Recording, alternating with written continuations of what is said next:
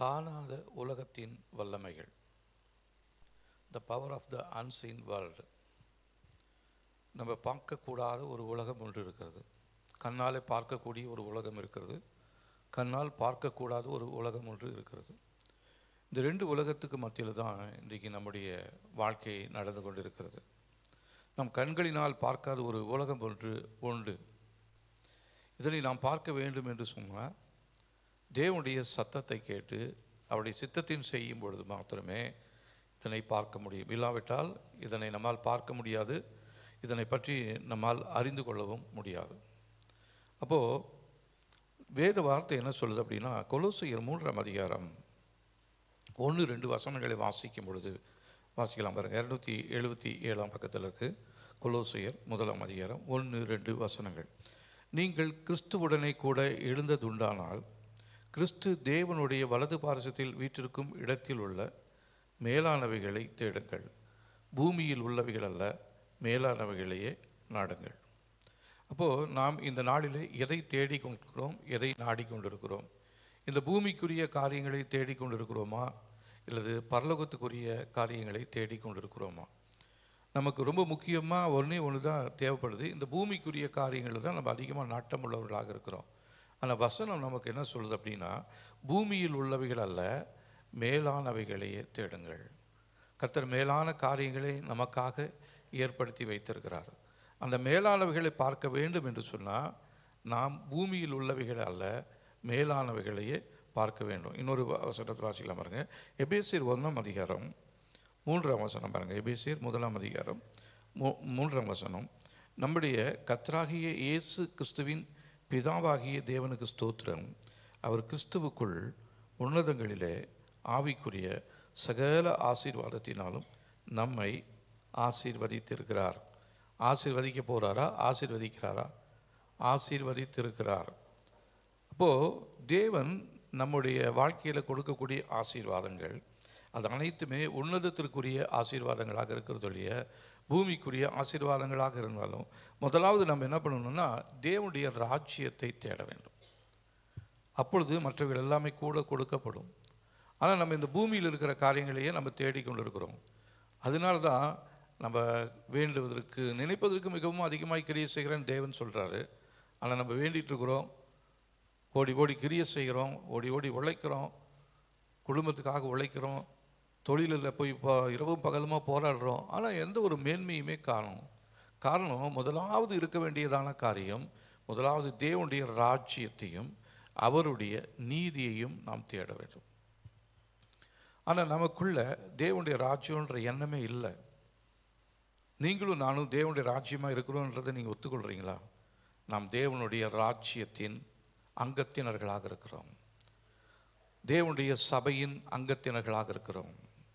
நம்ம எல்லாருமே ஒரே சரீரமாகிய சபையில் ஒவ்வொரு அங்கமாக இருக்கிறோம். ஒருத்தர் ஒரு விரலாக இருக்கலாம், இல்லைன்னா ஒரு கையாக இருக்கலாம், இல்லைன்னா ஒரு நகமாக இருக்கலாம், ஒருத்தர் கண்ணாக இருக்கலாம், ஒருத்தர் மூக்காக இருக்கலாம். அப்படி நம்ம எல்லாரும் இணைந்து இருக்கும் பொழுது தான் சபையானது பூரணப்பட்டு தேவனுடைய வருகைக்காக ஆயத்தத்தோடு காத்திருக்கும்.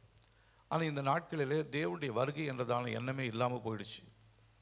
தேவன் வருவாரா? வருவார், எப்போயோ வருவார், எனக்கு அதை குறித்து கவலை இல்லை. நான் இப்போ என் குடும்பத்துக்காக உழைக்கணும், என் தொழிலை நான் அதிகமாக உழைக்கணும், என் திருமண காரியத்துக்காக நான் எவ்வளோ முயற்சி பண்ணிகிட்டு இருக்கிறேன், கிடைக்கல, ஆனால் இன்னும் முயற்சி பண்ணிகிட்டு இருக்கிறேன். அதில் தான் முயற்சி பண்ணுறமே ஒழிய தேவனுடைய ராஜ்யத்தை தேடுகிற காரியத்தில் நம்முடைய முயற்சி இல்லாமல் போய்விடுகிறது. காரணம் நமக்கு தெரியல, இன்னொரு உலகம் என்று ஒன்று உண்டு. இந்த உலகத்தில் என்ன நடக்குதோ இதே தான் ஆவிக்குரிய உலகத்திலும் நடந்து கொண்டிருக்கிறது. ஆனால் அதை நாம் கண்களினாலே பார்க்க முடியவில்லை. எபிரேயருக்கு எழுதின நிருபத்தில் பார்த்தீங்கன்னா 11ஆம் அதிகாரத்தில் விசுவாசமானது நம்பப்படுகிறவர்களின் உறுதியும் காணப்படாதவர்களின் நிச்சயமாய் இருக்கிறது. இப்போ நமக்கு எல்லாமே ஒரு பேர் ஒன்று வேதத்தில் சொல்லியிருக்குது, நாமளும் சொல்லிக்கிறோம், நம்ம யார்? விசுவாசிகள். ஆனால் இந்த விசுவாசிக்குரிய தகுதி, விசுவாசிக்குரியதான அந்த தகுதி என்னன்னா, நம்பப்படுகிறவர்களின் உறுதியும் காணப்படாதவர்களின் நிச்சயமாக இருக்க வேண்டும். காணப்படாதது என்னது? இந்த உலகத்திற்கு அப்பாற்பட்டதான இன்னொரு உலகம் இருக்கிறது என்பதை நம்மால் பார்க்க முடியல. ஆனால் அதை நம்ம நம்பணும், விசுவாசிக்கணும். இப்போ நம்ம எதுக்கு சபைக்கு வரோம்? பரலோகத்துக்கு போகணும். தேவன் நமக்காக உண்டாக்கி வைத்திருக்கிறதான அந்த பரலோகம் என்று சொல்லி அதை நம்ம விசுவாசிக்கிறோம் இல்லைங்களா? யோவான் 14ஆம் அதிகாரத்தில்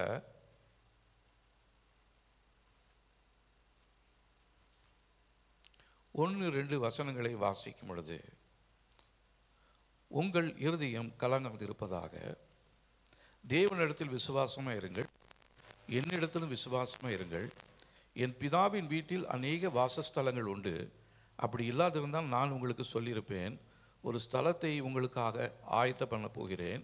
நான் போய் உங்களுக்காக ஸ்தலத்தை ஆயத்தம் பண்ணின பின்பு நான் இருக்கிற இடத்துல நீங்களும் இருக்கும்படி நான் மறுபடியும் வந்து உங்களை என்னிடத்தில் சேர்த்து கொள்ளுவேன். கர்த்தர் தெளிவாக சொல்கிறாரு, நம்முடைய இருதயம் இந்த பூமிக்குரிய கவலைகளினாலே என்ன பண்ணிட்டு இருக்குது? கலங்கி கொண்டே இருக்கிறது. அடுத்தது என்ன செய்கிறது? என் பிள்ளையினுடைய திருமண காரியத்துக்கு என்ன பண்ணுறது? இந்த வீட்டை கட்டுறதுக்கு என்ன பண்ணுறது? இல்லைன்னா அந்த கடனை அடைப்பதற்கு என்ன பண்ணுறது? அப்படின்னு அதில் தான் நம்முடைய கலக்கம் இருந்து கொண்டே இருக்கிறது. தேவன் கொடுத்ததான வார்த்தை என்னென்னா, பிதாவின் வீட்டிலே அநேக வாசஸ்தலங்கள் உண்டு. அப்படி இல்லாதிருந்தால் நான் உங்களுக்கு சொல்லியிருப்பேன், ஒரு ஸ்தலத்தை உங்களுக்காக ஆயத்தம் பண்ண போகிறேன். அப்போ அவர் பொய் சொல்லுகிற தேவன் அல்ல. அப்போ அவர் என்ன பண்ணிகிட்டே இருக்கிறாரு? நமக்காக ஒரு ஸ்தலத்தை ஆயத்தம் பண்ணிக்கொண்டே இருக்கிறார். அது முடியும் பொழுது நம்மை அவரோடு இருக்கும்படி அவரோடு நம்மை சேர்த்து கொள்ள இயேசு கிறிஸ்து சீக்கிரமாக வரப்போகிறார். ஒன்று என் மரணம் முதலாவது வரலாம், இல்லைன்னா ஆண்டவருடைய வருகை முதலாவது வரலாம். இதில் ரெண்டில் ஏதாவது ஒன்று நம்ம எதிர்பார்த்துக்கிட்டே இருக்கிறோம். மரணம் சம்பவிக்கலாம், அதை குறித்து நமக்கு ஒரு தைரியம் வேணும். நிறைய பேர்த்துக்கு மரண பயம் என்றதான ஒரு பயம் ஒன்று இருக்கிறது.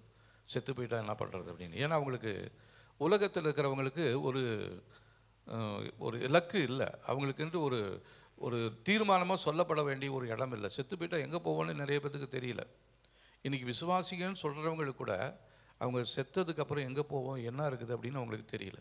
ஆனால் கர்த்தர் நம்மை அவ்விதமாக அனாதைகளாக விடவே இல்லை. நிறைய பேருக்கு பயம். இதுதான் இந்த பொல்லாத இந்த அனாதை ஆவி, ஆர்ஃபன் ஸ்பிரிட்னு சொல்கிறது. இது எப்பயுமே தங்களுக்கு எதுவுமே இல்லை, யாருமே இல்லை, உதவி செய்யறதுக்கு யாருமே இல்லை, என் குறைய யார்கிட்ட சொல்கிறது, நான் போய் மனுஷங்கிட்ட சொன்னால் அது மற்றவங்ககிட்ட சொல்கிறாங்க அப்படின்னு சொல்லிட்டு அவங்களுக்கு ஒரு போக்கிடம் இல்லாதபடி இந்த உலக ஜனங்கள் இருக்கிறாங்க. ஆனால் உங்களுக்கும் எனக்கும் ஆதரவாக இருக்கிறதான தேவன் ஒருவர் உண்டு. அவர் சொல்கிறார், என்னிடத்தில் உன் கவலையெல்லாம் என்கிட்ட கொடுத்துரு, நான் அதை பார்த்துக்க கொள்ள போகிறேன். நீ வீணாக பாரப்பட்டுக்கிட்டே இருக்காத, உன் பாரத்தெல்லாம் நீ என் மேலே வச்சிடு, நான் அதை சுமக்கிறேன். சங்கீதம் 55:22 கர்த்தர் மேல் உன் பாரத்தை வைத்து விடு, அவர் உன்னை ஆதரிப்பார். நீதிமானை ஒரு நாளும் தள்ளாடவே விட மாட்டார். அப்போது இந்த நாட்களில் நம்முடைய வாழ்க்கையை தள்ளாடி கொண்டு இருக்கிறதா அல்லது ஸ்டடியாக இருக்கிறோமா அப்படின்னு கொஞ்சம் யோசித்து பார்க்கணும். ஒரு நாளில் ஜெபம் பண்ணுறோம், ஒரு நாளில் ஜெபம் இல்லாமல் போயிடுது. ஒரு வாரம் ஆலயத்துக்கு வேகமாக வரோம், அடுத்த வாரம் ரொம்ப ஸ்லோவாக வரோம், இல்லைன்னா வராமல் நின்றுக்கிறோம். இப்படி நம்மளுடைய வாழ்க்கை மாறிக்கொண்டே இருக்கும் பொழுது நிலை இல்லாத இந்த உலகத்தில் நீங்களும் நானும் நிம்மதி இல்லாதவர்களாக இருந்து கொண்டிருக்கிறோம். இந்த உலகம் என்றைக்கும் நிலையானது அல்ல. நிலையானது நகரம் நமக்கு இங்கே இல்லை. அப்போது நமக்கென்று ஒரு நகரத்தை, ஒரு வீட்டை கர்த்தர் ஆயத்தப்படுத்தி கொண்டிருக்கிறார். அப்போ அங்கே போகணுன்னா அதற்குரிய ஆயத்தம் நமக்கு தேவையாக இருக்கிறது. பரலோகத்துக்கு போகிறதுக்கு முதலாவது ஒரு தகுதி என்ன அப்படின்னா பரிசுத்தம். பரிசுத்தம் இல்லாமல் ஒருவனும் தேவனை தரிசிக்கவே முடியாது. இப்போ தேவனை தரிசிக்கணும், தேவனை பார்க்கணுன்னு தான் இந்த காலை வேளையில் வந்திருக்கிறோம். ஆனால் தேவனை பார்க்குறோமா, தரிசித்தோமா? எத்தனை முறை தரிசிச்சிருக்கிறீங்க? இல்லைன்னா இப்போ இன்றைக்கி வந்திருக்கிறீங்க, இப்பொழுது நீங்கள் தரிசிக்கிறீங்களா, இல்லை தரிசிக்க போகிறீங்களா அப்படின்றது தான் கேள்வி. இப்போ யாரை பார்க்க இங்கே வந்திருக்கிறோம் சபைக்கு? மற்றவர்களை பார்ப்பதற்காகவா? தேவனை பார்க்க வேண்டும். தேவனை பார்க்க வேண்டும் என்று சொன்னால் நம்மக்கிட்ட தேவைப்படுகிறது ஒரு காரியம், பரிசுத்தம். இந்த பரிசுத்தம் நம்முடைய வாழ்க்கையில் இருக்க வேண்டும். இது எங்கே இருக்கணும் அப்படின்னா இருதயத்துக்குள்ளே இருக்கணும். மேம்போக்காக நல்லா ட்ரெஸ் பண்ணிக்கிட்டு வெள்ளையும் சொல்லையுமா போட்டுக்கிட்டு தலையை சீவிக்கிட்டு அலங்காரம் பண்ணிக்கிட்டு இந்த பரிசுத்தம் இல்லை. இருதயத்துக்குள்ள ஒரு பரிசுத்தத்தை தேவன் விரும்புகிறார். ஹல்லேலூயா. இருதயத்தில் பரிசுத்தம் உள்ளவர்கள் பாக்கியவான்கள், அவர்கள் தேவனை தரிசிப்பார்கள். அப்போது இந்த பரலோகம் என்பது இந்த பூமியிலேயே நாம் அனுபவிக்கக்கூடிய ஒரு இடமாக இருக்கிறது. இது இனிமேல் நம்ம போய் பார்க்கணும்னு இல்லை. நிறைய பேர்த்துக்கு நம்பிக்கையே இல்லை. நிறைய பேருக்கு ஒரு எதிர்பார்ப்பே இல்லை. எதற்காக ஆலயத்துக்கு வரோம் அப்படின்னா, என் குறையெல்லாம் சொல்கிறதுக்கு, என் குறையெல்லாம் நிறைவாகணுன்றதுக்காக தான். இந்த குறையெல்லாம் நிறைவாகுது, அடுத்த குறை ஒன்று வந்துடுது. அப்போது ஒரு ஸ்டெடி இல்லாமல் நம்முடைய வாழ்க்கை போய்கொண்டே இருக்குது. சில பிரச்சனைகள் மாறுவதே இல்லை. கடினமான தன்மையை எவ்வளோ வருஷமாக நம்ம ஜெபம் பண்ணிட்டு இருக்கிறோம், அது மாறுறதே இல்லை. குடும்பத்தில் சில போராட்டங்கள் நம்மை விட்டு விலகி போகிறதே இல்லை. ஏன் அப்படின்னு சொல்லி நமக்கு ஒரு கேள்வி வருதா? என்னைக்காவது இருந்திருக்கா? இல்லை. தேவனை நாம் இடைவிடாமல், சாத்ராக் மேஷாக் ஆபேத்நேகோ சொல்கிறாங்க, நாங்கள் இடைவிடாமல் ஆராதிக்கிறதான தேவன் எங்களை தப்புவிக்க வல்லமை உள்ளவராக இருக்கிறார். அந்த நம்பிக்கை இருக்கா? அந்த நம்பிக்கை இல்லைன்னா நம்முடைய வாழ்க்கையில் பயம்தான் இருக்கும், ஒரு சந்தேகம்தான் இருக்கும். ஆனால் தேவன் யார் என்பதை அறிந்ததான நம்முடைய வாழ்க்கை அன்றைக்கி இன்றைக்கி நம்ம சங்கீதத்தில் வாசித்து பார்த்தது போல் ஒரு கொண்டாட்டம் இருக்கும், ஒரு சந்தோஷம் இருக்கும். ஆனால் இன்றைக்கி சந்தோஷம் இல்லாமல் நம்ம உட்காந்துட்டு இருக்கிறோம் தேவ சமூகத்தில். எத்தனையோ வருஷமாக இது ரட்சிக்கப்பட்டு, ஆனால் இந்த துக்கம் மாறவே இல்லை. வசனம் சொல்லுது, உங்களுடைய துக்கம் சந்தோஷமாய் மாறும். என்னைக்கு மாறும்? இந்த வசனத்தை எத்தனையோ முறை சொல்லி சொல்லிட்டோம், ஆனால் நம்முடைய துக்கம் மாறதே இல்லை. இந்த உலகத்தை பார்த்துக்கிட்டு இருக்கிற வரையிலுமே நம்முடைய துக்கம் மாறவே மாறாது. இந்த உலகத்தில் கடினமான காரியங்கள், பிரச்சனைகள், போராட்டங்கள், அவமானங்கள், நிந்தைகள், பரியாசங்கள் இதெல்லாம் இருக்குது. ஆனால் இதுக்கு மத்தியில் தேவன் சொல்கிறார், உங்களுடைய துக்கம் சந்தோஷமாய் மாறும். இந்த நாளிலே உங்களுடைய துக்கத்தை சந்தோஷமாக மாற்றுகிறதான தேவன் நம்மோடு இடைப்பட்டு கொண்டிருக்கிறார். நீங்கள் தொடர்ந்து இந்த துக்கத்திலே இருக்கக்கூடாது. இந்த துக்கத்தில் இருப்பது தேவனுடைய சித்தம் அல்ல. அப்போ இந்த துக்கம் மாற வேண்டும் என்று சொன்னால் என்ன செய்கிறது? உலக ஜனங்களுக்கு அவங்க போய் என்டர்டெயின்மெண்ட் நிறையா இருக்குது. டிவி போட்டுக்கிறாங்க, சினிமாவுக்கு போகிறாங்க, தண்ணி அடிக்கிறாங்க, தங்களுக்கு விருப்பமானதெல்லாம் செய்கிறாங்க. ஆனால் எவ்வளோ நேரத்துக்கு அந்த சந்தோஷம்? சினிமா தேட்டருக்கு போகும்பொழுது ஒரு 3.5 மணி நேரம் அந்த சந்தோஷம் இருக்குது. வெளியே வந்துட்டால் திருப்பியும் அதே பிரச்சனை தான். தண்ணி அடிச்சுட்டு போதையில் இருக்கும்பொழுது அவன் அப்படியே உற்சாகமாக சொர்க்கத்தில் இருக்கிற மாதிரி இருக்கிறான். போதை தெளிஞ்சவொடனே மறுபடியும் பழைய காரியங்கள் திருப்பி அவனுக்குள்ளே வந்துடுது. அப்போது இந்த உலகத்தில் பார்க்கிற காரியங்கள் எல்லாமே அநித்தியமானவைகள். நித்தியமான காரியம் ஒன்று உண்டு என்பதை நீங்களும் நானும் அறிந்திருக்கிறோம். ஆனால் அதை நம்முடைய மனசில் நம்ம தக்க வைத்து கொள்ளவே இல்லை. அப்போது கர்த்தர் நம்மை அழைத்ததற்கு காரணம், மேலான ஒரு காரியத்தை கர்த்தர் நமக்கு வைத்திருக்கிறார். இந்த மேலான காரியத்தை நம்ம பார்க்கணும் அப்படின்னா, நம்ம வெளிப்படுத்தின விசேஷம் முதல் 3 அதிகாரங்களை பார்க்கும் பொழுது யோவானுக்கு தேவன் இந்த பூமியில் இருக்கிற காரியங்கள் எல்லாத்தையும் சொல்கிறார். 7 சபைகளை குறித்து சொல்கிறார். அதுக்கப்புறம் அவர் சொல்கிறது 7 முத்திரைகள், 7 நியாய தீர்ப்புகள், 7 தேவ கலசங்கள், இதெல்லாத்தையும் சொல்கிறார். இதை அறிந்து கொள்வதற்கு யோவானால் முடியல. அதனால் கர்த்தர் அவருக்கு ஒரு வார்த்தையை சொல்கிறாரு. யோவான் 4 வெளிப்படுத்தின விசேஷம்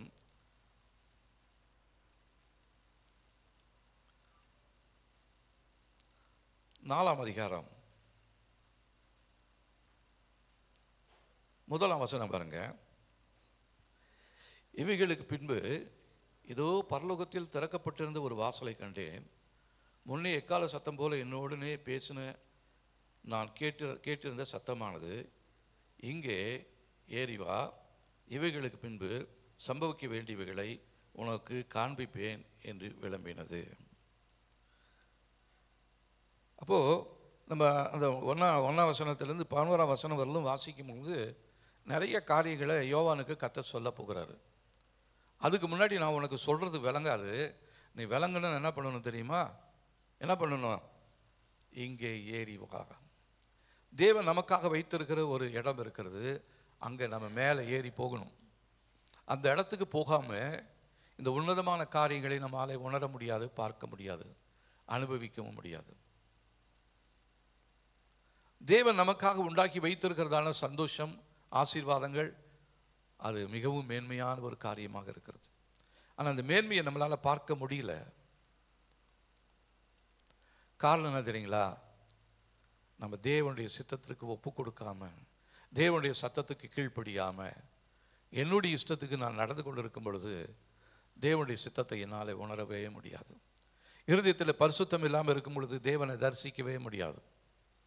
ஆனால் நம்முடைய இருதயத்துக்குள்ள கோபம், வைராக்கியம், கசப்பு, பெருமை, பொறாமை, இதெல்லாம் இருக்கும் பொழுது தேவனை எப்படி நம்மளால் பார்க்க முடியும்? இதெல்லாம் வைத்துக்கிட்டு நம்ம என்ன பண்ணிட்டு இருக்கிறோம்? அநேக வருடங்களாக சபைக்கு வந்துகிட்டே இருக்கிறோம். தேவன் விரும்பாத எல்லா காரியங்களும் நம்முடைய இருதயத்துக்குள்ளே இருக்குது, மறைந்து இருக்கிறது. தேவன் மனுஷன் பார்க்குற மாதிரி முகத்தை பார்க்கல, தேவன் இருதயத்தை பார்க்கிறவராக இருக்கிறார். அதற்கேற்றபடி தான் நமக்கு பலன் கொடுக்க தேவன் போதுமானவராக இருக்கிறார்.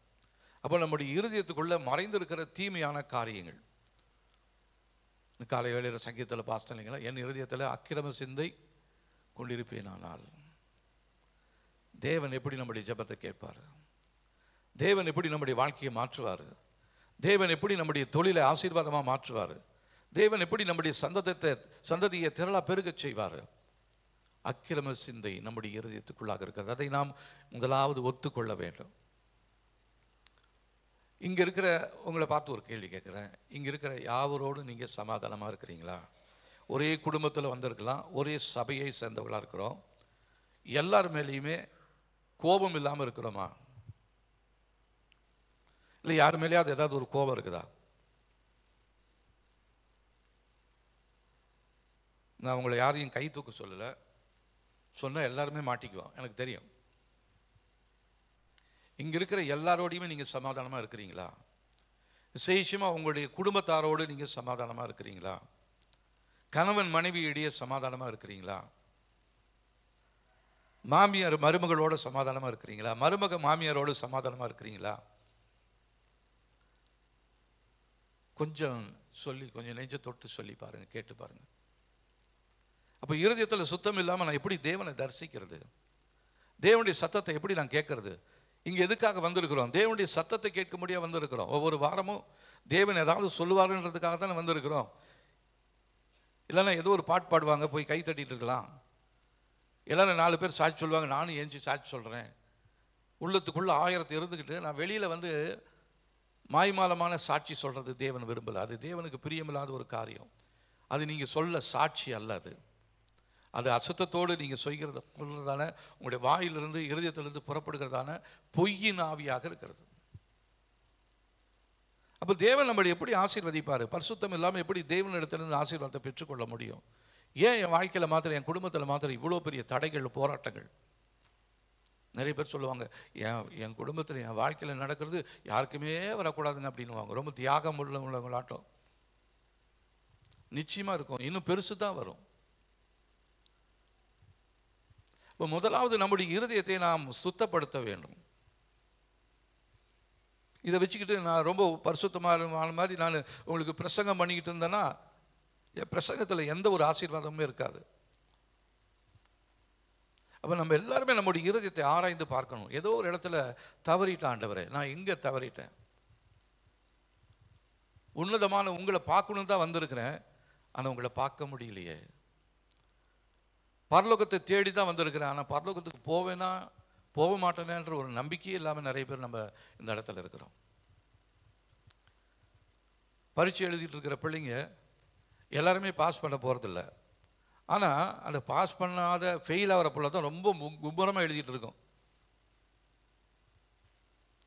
அந்த ஹாலில் பார்த்தீங்கன்னா நிறைய சீட்டு வாங்கிட்டே இருப்பான்.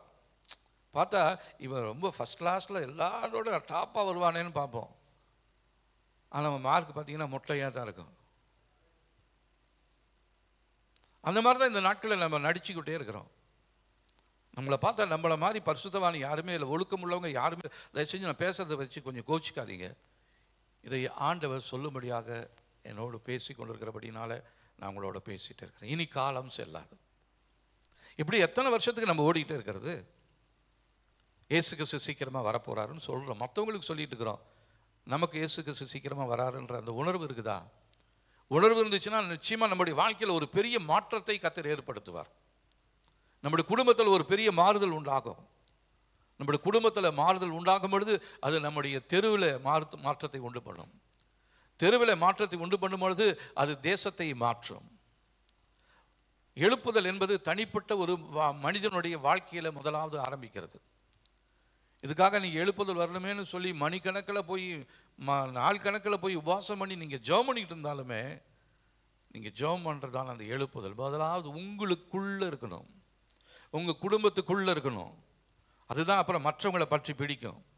எனக்குள்ள இல்லாததை நான் மற்றவங்களுக்கு போய் எப்படி சொல்லிக்கிட்டே இருப்பேன்? இதற்கெல்லாம் காரணம் அடுத்த உலகம் இருக்கிறது என்பதை நம்மாலே பார்க்க முடியாமல் போய்விடுகிறது. மேலானவைகளை தான் நம்ம தேடணும், கீழானவைகள் அல்ல. பன்றி இருக்கு பாருங்க, சொல்றதுக்கு கோச்சிக்காதீங்க. பன்றி இருக்கு பாருங்க, அது என்னைக்குமே கீழே தான் குனிஞ்சிக்கிட்டே தான் போயிட்டே இருக்கும். அது என்னைக்கு மேலே பார்க்க தெரியுமா? அதை அடிக்கிறதுக்குன்னு கட்டி காலெல்லாம் கட்டி தலைகீழாக கமுத்து அந்த வண்டியில் வச்சுட்டு போகும்போது தான் மேலே பார்க்கும். ஓ, இவ்வளோ பெரிய வானம், இவ்வளோ அழகான நட்சத்திரம்லாம் இருக்குதான்னு அது அப்போ தான் பார்க்கும்.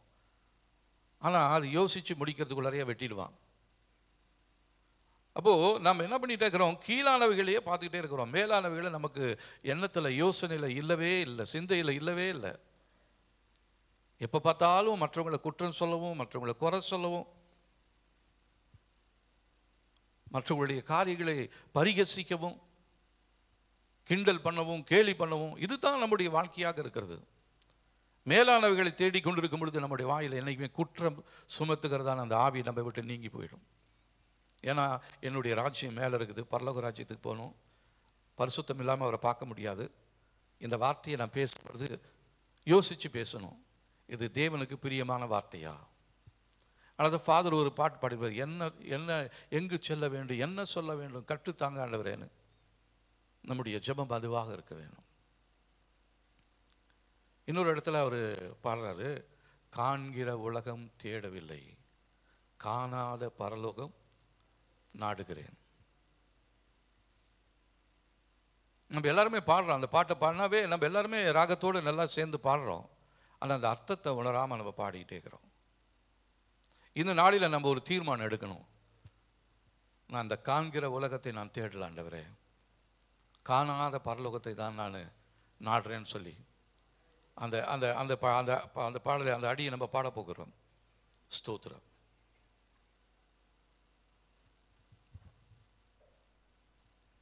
ஏன்னா நமக்குள்ளே இருக்கிற இந்த பிரச்சனை சீக்கிரமாக மாறப்போகுது. உங்களுக்குள்ள குடும்பத்தில் இருக்கிற போராட்டம் சீக்கிரமாக மாறப்போகுது. இந்த நாளில் நீங்கள் இந்த செய்தியை நீங்கள் உண்மையாக கேட்டு தேவ சமூகத்தில் உங்களை அர்ப்பணிங்க, உங்களுடைய வாழ்க்கையில் இருக்கிற எல்லா பிரச்சனைகளும் மாறும். ஹல்லேலூயா, ஸ்தோத்திரம்.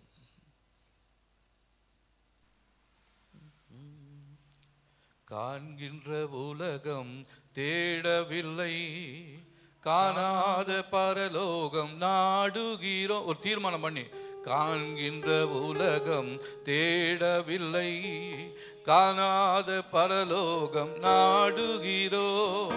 சோர்ந்து போகாதே, நீ சோர்ந்து போகாதே, சோர்ந்து போகாதே, நீ சோர்ந்து போகாதே. அதி சீக்கிரத்தில் நீங்கிவிடும் இந்த லேசான உபத்திரவம், அதி சீக்கிரத்தில் நீங்கிவிடும் இந்த லேசான உபத்திரவம். உள்ளார்ந்த மனிதன் நாளுக்கு நாள் புதிதாக்கப்படுகின்ற நேரம் இது. உள்ளான மனிதன் நாளுக்கு நாள் புதிதாக்கப்படுகின்ற நேரம் இது. சோர்ந்து போகாதே, நீ சோர்ந்து போகாதே, சோர்ந்து போகாதே, நீ சோர்ந்து போகாதே.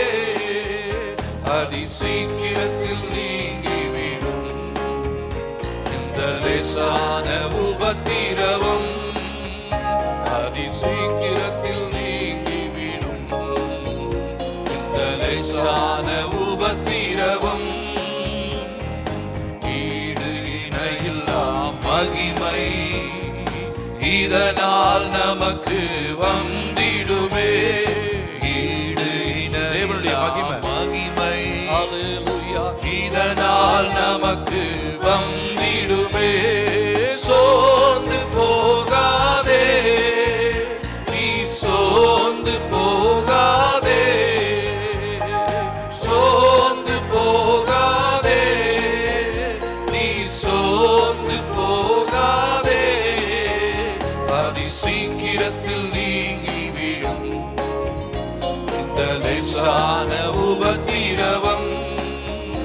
அதி சீக்கிரத்தில் நீங்கிவிடும்.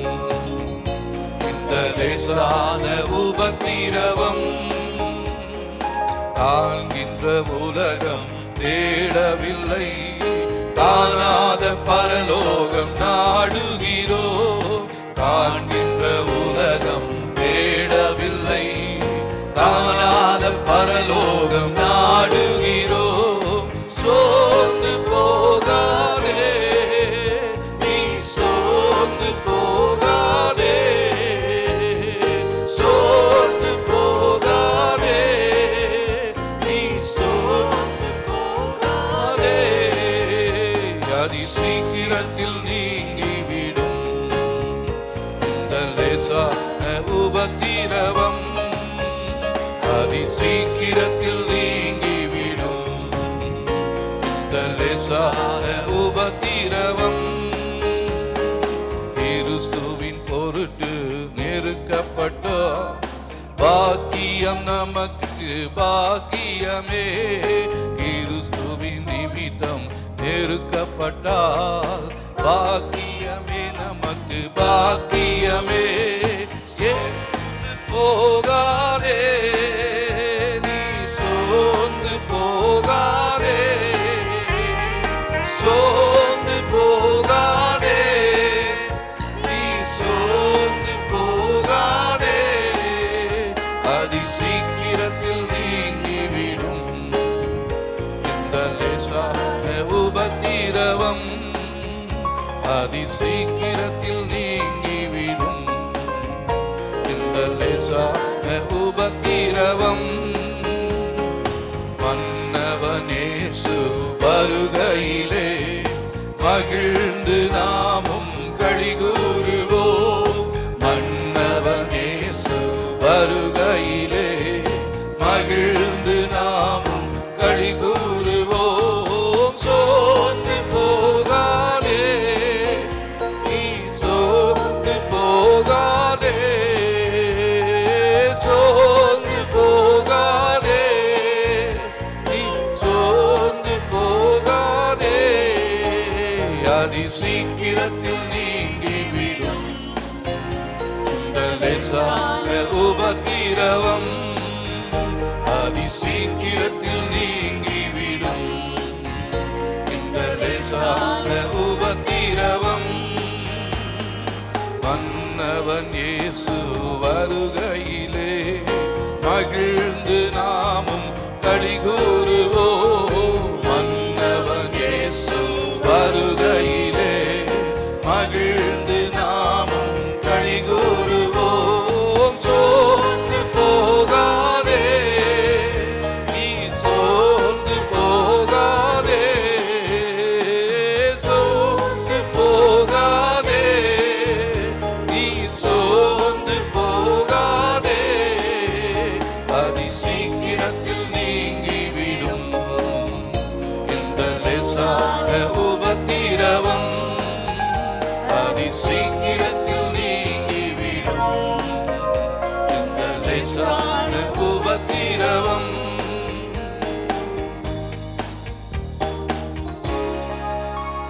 அதை நம்ம பாடணும். காண்கின்ற உலகம் தேடவில்லை. நாம் இப்போ எதை தேடி வந்திருக்கிறோம்? காண்கின்ற உலகத்தில் காணப்போகிறதான இந்த அற்பமான இந்த ஆரம்பத்தை, இந்த சந்தோஷத்தை தேடி வந்திருக்கிறோமா? இல்லைன்னா நீங்காத நிலையான சந்தோஷத்தை தேடி வந்திருக்கிறோமா? நாம் எதை தேடி வந்திருக்கிறோம்? இயேசு கிறிஸ்து கூட அவர் ஒரு இடத்துல சொல்லும் பொழுது பார்த்தீங்கன்னா, யோவான் எழுதின சுவிசேஷம் 3ஆம் அதிகாரம் 12ஆம் வசனம் பாருங்க. யோவான்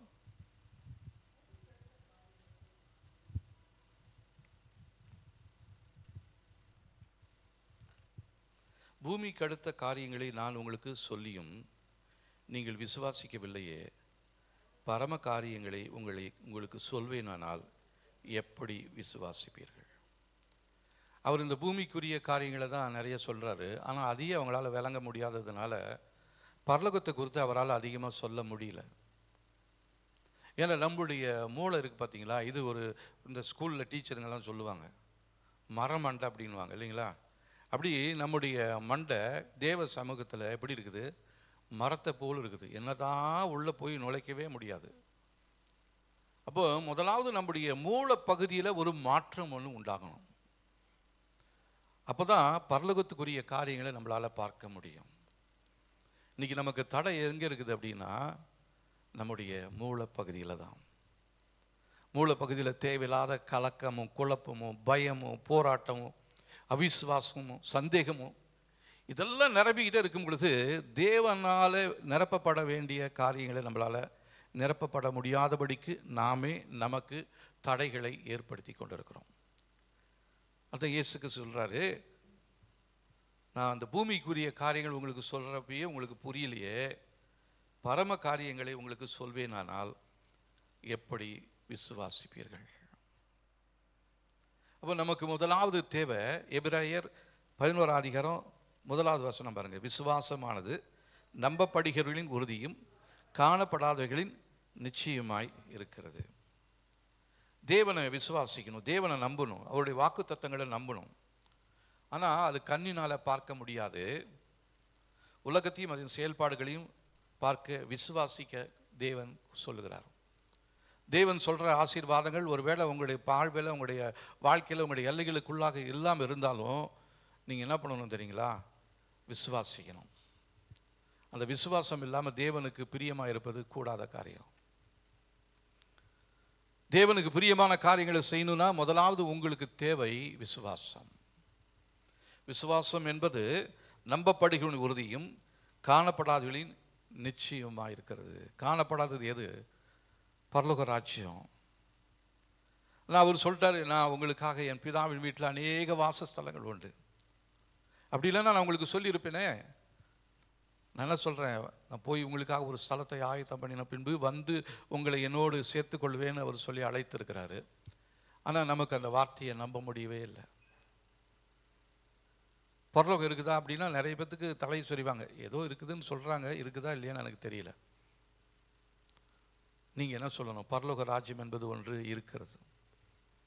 அங்கே தேவன் இருக்கிறார்.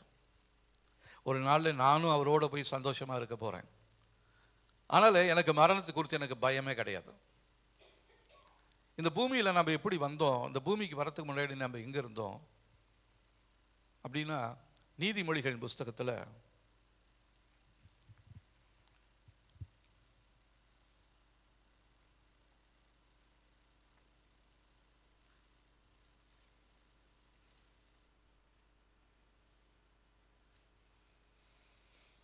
20ஆம் அதிகாரம் 27ஆம் வசனம் பாருங்க.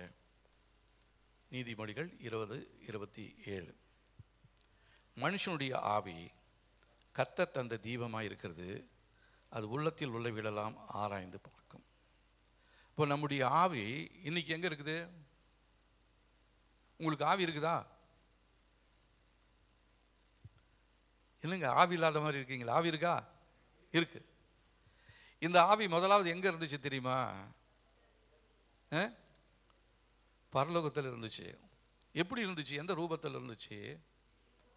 அது ஒரு சின்ன விளக்கு மாதிரி இருந்துச்சு. அதை எடுத்துக்கிட்டு வந்து ஆண்டவர் உங்களுடைய தாயின் கருவில் ஏற்ற வேளையில் அதை வச்சிருக்கிறார். சரி, இப்போ அது ஆனா பெண்ணான்னு கூட தெரியாது. ஆனால் அது எப்படி இருந்துச்சு? ஆவியின் நிலையில் தான் இருந்துச்சு. இன்றைக்கி பொம்பளை பிள்ளை தான் இருக்குது, எனக்கு ஆம்பளை பிள்ளையே இல்லைன்னு சொல்லி நிறைய பேர் புருஷன் வேறு என்ன பண்ணுறாங்க, பொண்டாட்டி அடித்து தத்திப்படுறாங்க. தெரியுங்களா? அப்படி உங்களுக்கு கேள்விப்பட்டிருக்கீங்களா? நிறைய இடத்துல. அதனால் இன்னொரு கல்யாணம் பண்ணுறேன் அப்படின்வாங்க. அடுத்த கல்யாணம் பண்ணாலும் பொம்பளை பிள்ளையாக தான் பிறக்கும். அதனால் பொம்பளை பிள்ளையா ஆம்பளை பிள்ளையான்றது டிசைட் பண்ணுறது நம்முடைய கையில் இல்லை, அது கர்த்தருடைய கையில் இருக்குது. இதை உணர்ந்துக்கிட்டால் நம்முடைய குடும்பத்தில் நிறைய குடும்பங்களில் சந்தோஷம் இருக்கும். எனக்கு ஏன் பொம்பளை பிள்ளையாக கொடுத்துருக்கிறாருன்னு தெரியலையே அப்படின்னா உங்கள் மேலே ஒரு நம்பிக்கை இருக்குது. அந்த பொம்பளை பிள்ளைங்களை நீங்கள் கரெக்டாக பார்த்து பாதுகாத்து பத்திரமா வளர்ப்பீங்கன்னு உங்கள் மேலே ஒரு நம்பிக்கை இருக்கிறதுனால தான் கர்த்தர் உங்களுக்கு நிறைய பொம்பளை பிள்ளைங்களை கொடுத்துருக்கிறார். அதனால் பொம்பளை பிள்ளைங்க இல்லாதவங்களாம் ரொம்ப பாக்கியவான்கள், பொம்பளை பிள்ளைங்க இருக்கிறவங்கலாம் பாக்கியம் இல்லாதவங்கன்னு நினச்சிடாதீங்க. ஆணையும் பெண்ணையும் உருவாக்குறதான தேவன். ஆதியிலே தேவன் ஆணும் பெண்ணுமாக உருவாக்கினார். அதுக்கப்புறம் அவங்களுடைய கருவில் இருக்கிற குழந்தையும் ஆண்டவர் தான் உண்டாக்குறார். ஏன்னா ஆண்டவருடைய சமூகத்தில் நீங்களும் நானும் ஒரு தீபமாக இருந்தோம். கர்த்தர் ஏற்ற நேரத்தில் இப்போ எனக்கு நான் ஒரு தீபமாக இருந்தேன். என்னை எடுத்து ஒரு பையனாக பிறக்கணும், இப்படி ஒரு ஊழியக்காரனாக வரணும்னு சொல்லி ஆண்டவருடைய திட்டம் எங்கள் அம்மா வயிற்றில் கொண்டாந்து வச்சார். ஏற்ற காலத்தில் நான் பிறந்தேன். அப்போது இந்த உருவாக்குறதான இந்த வல்லமையும் தேவனிடத்தில் தான் இருக்குது. 139ஆம் சங்கீதத்தில் நம்ம வாசிக்கிறோம் பாருங்க.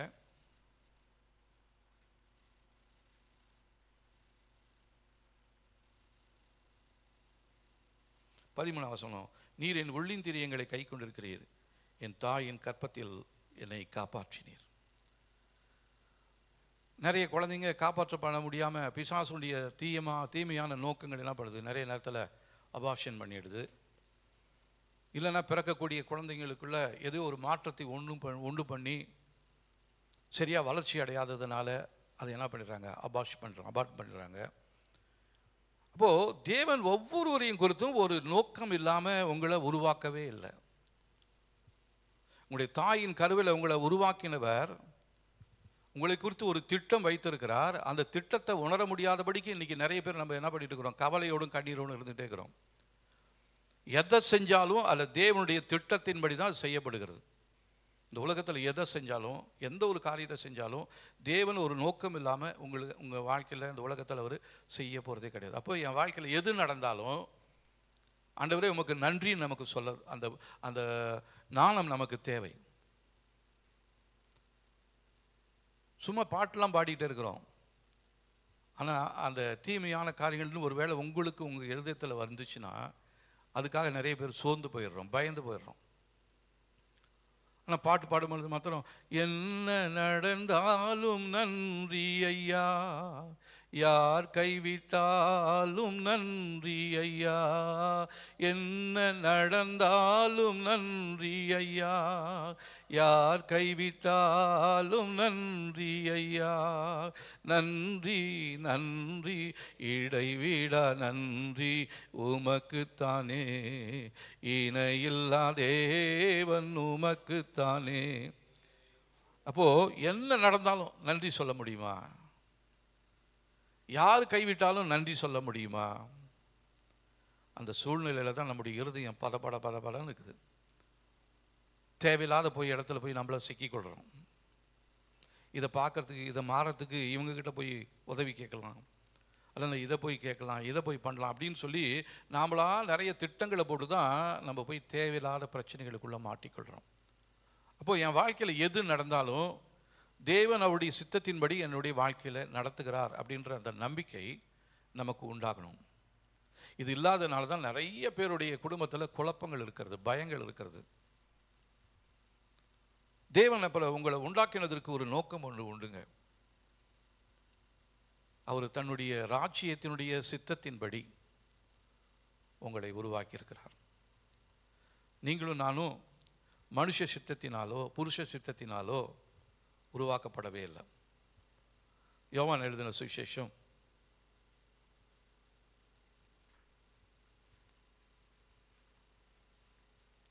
1ஆம் அதிகாரம்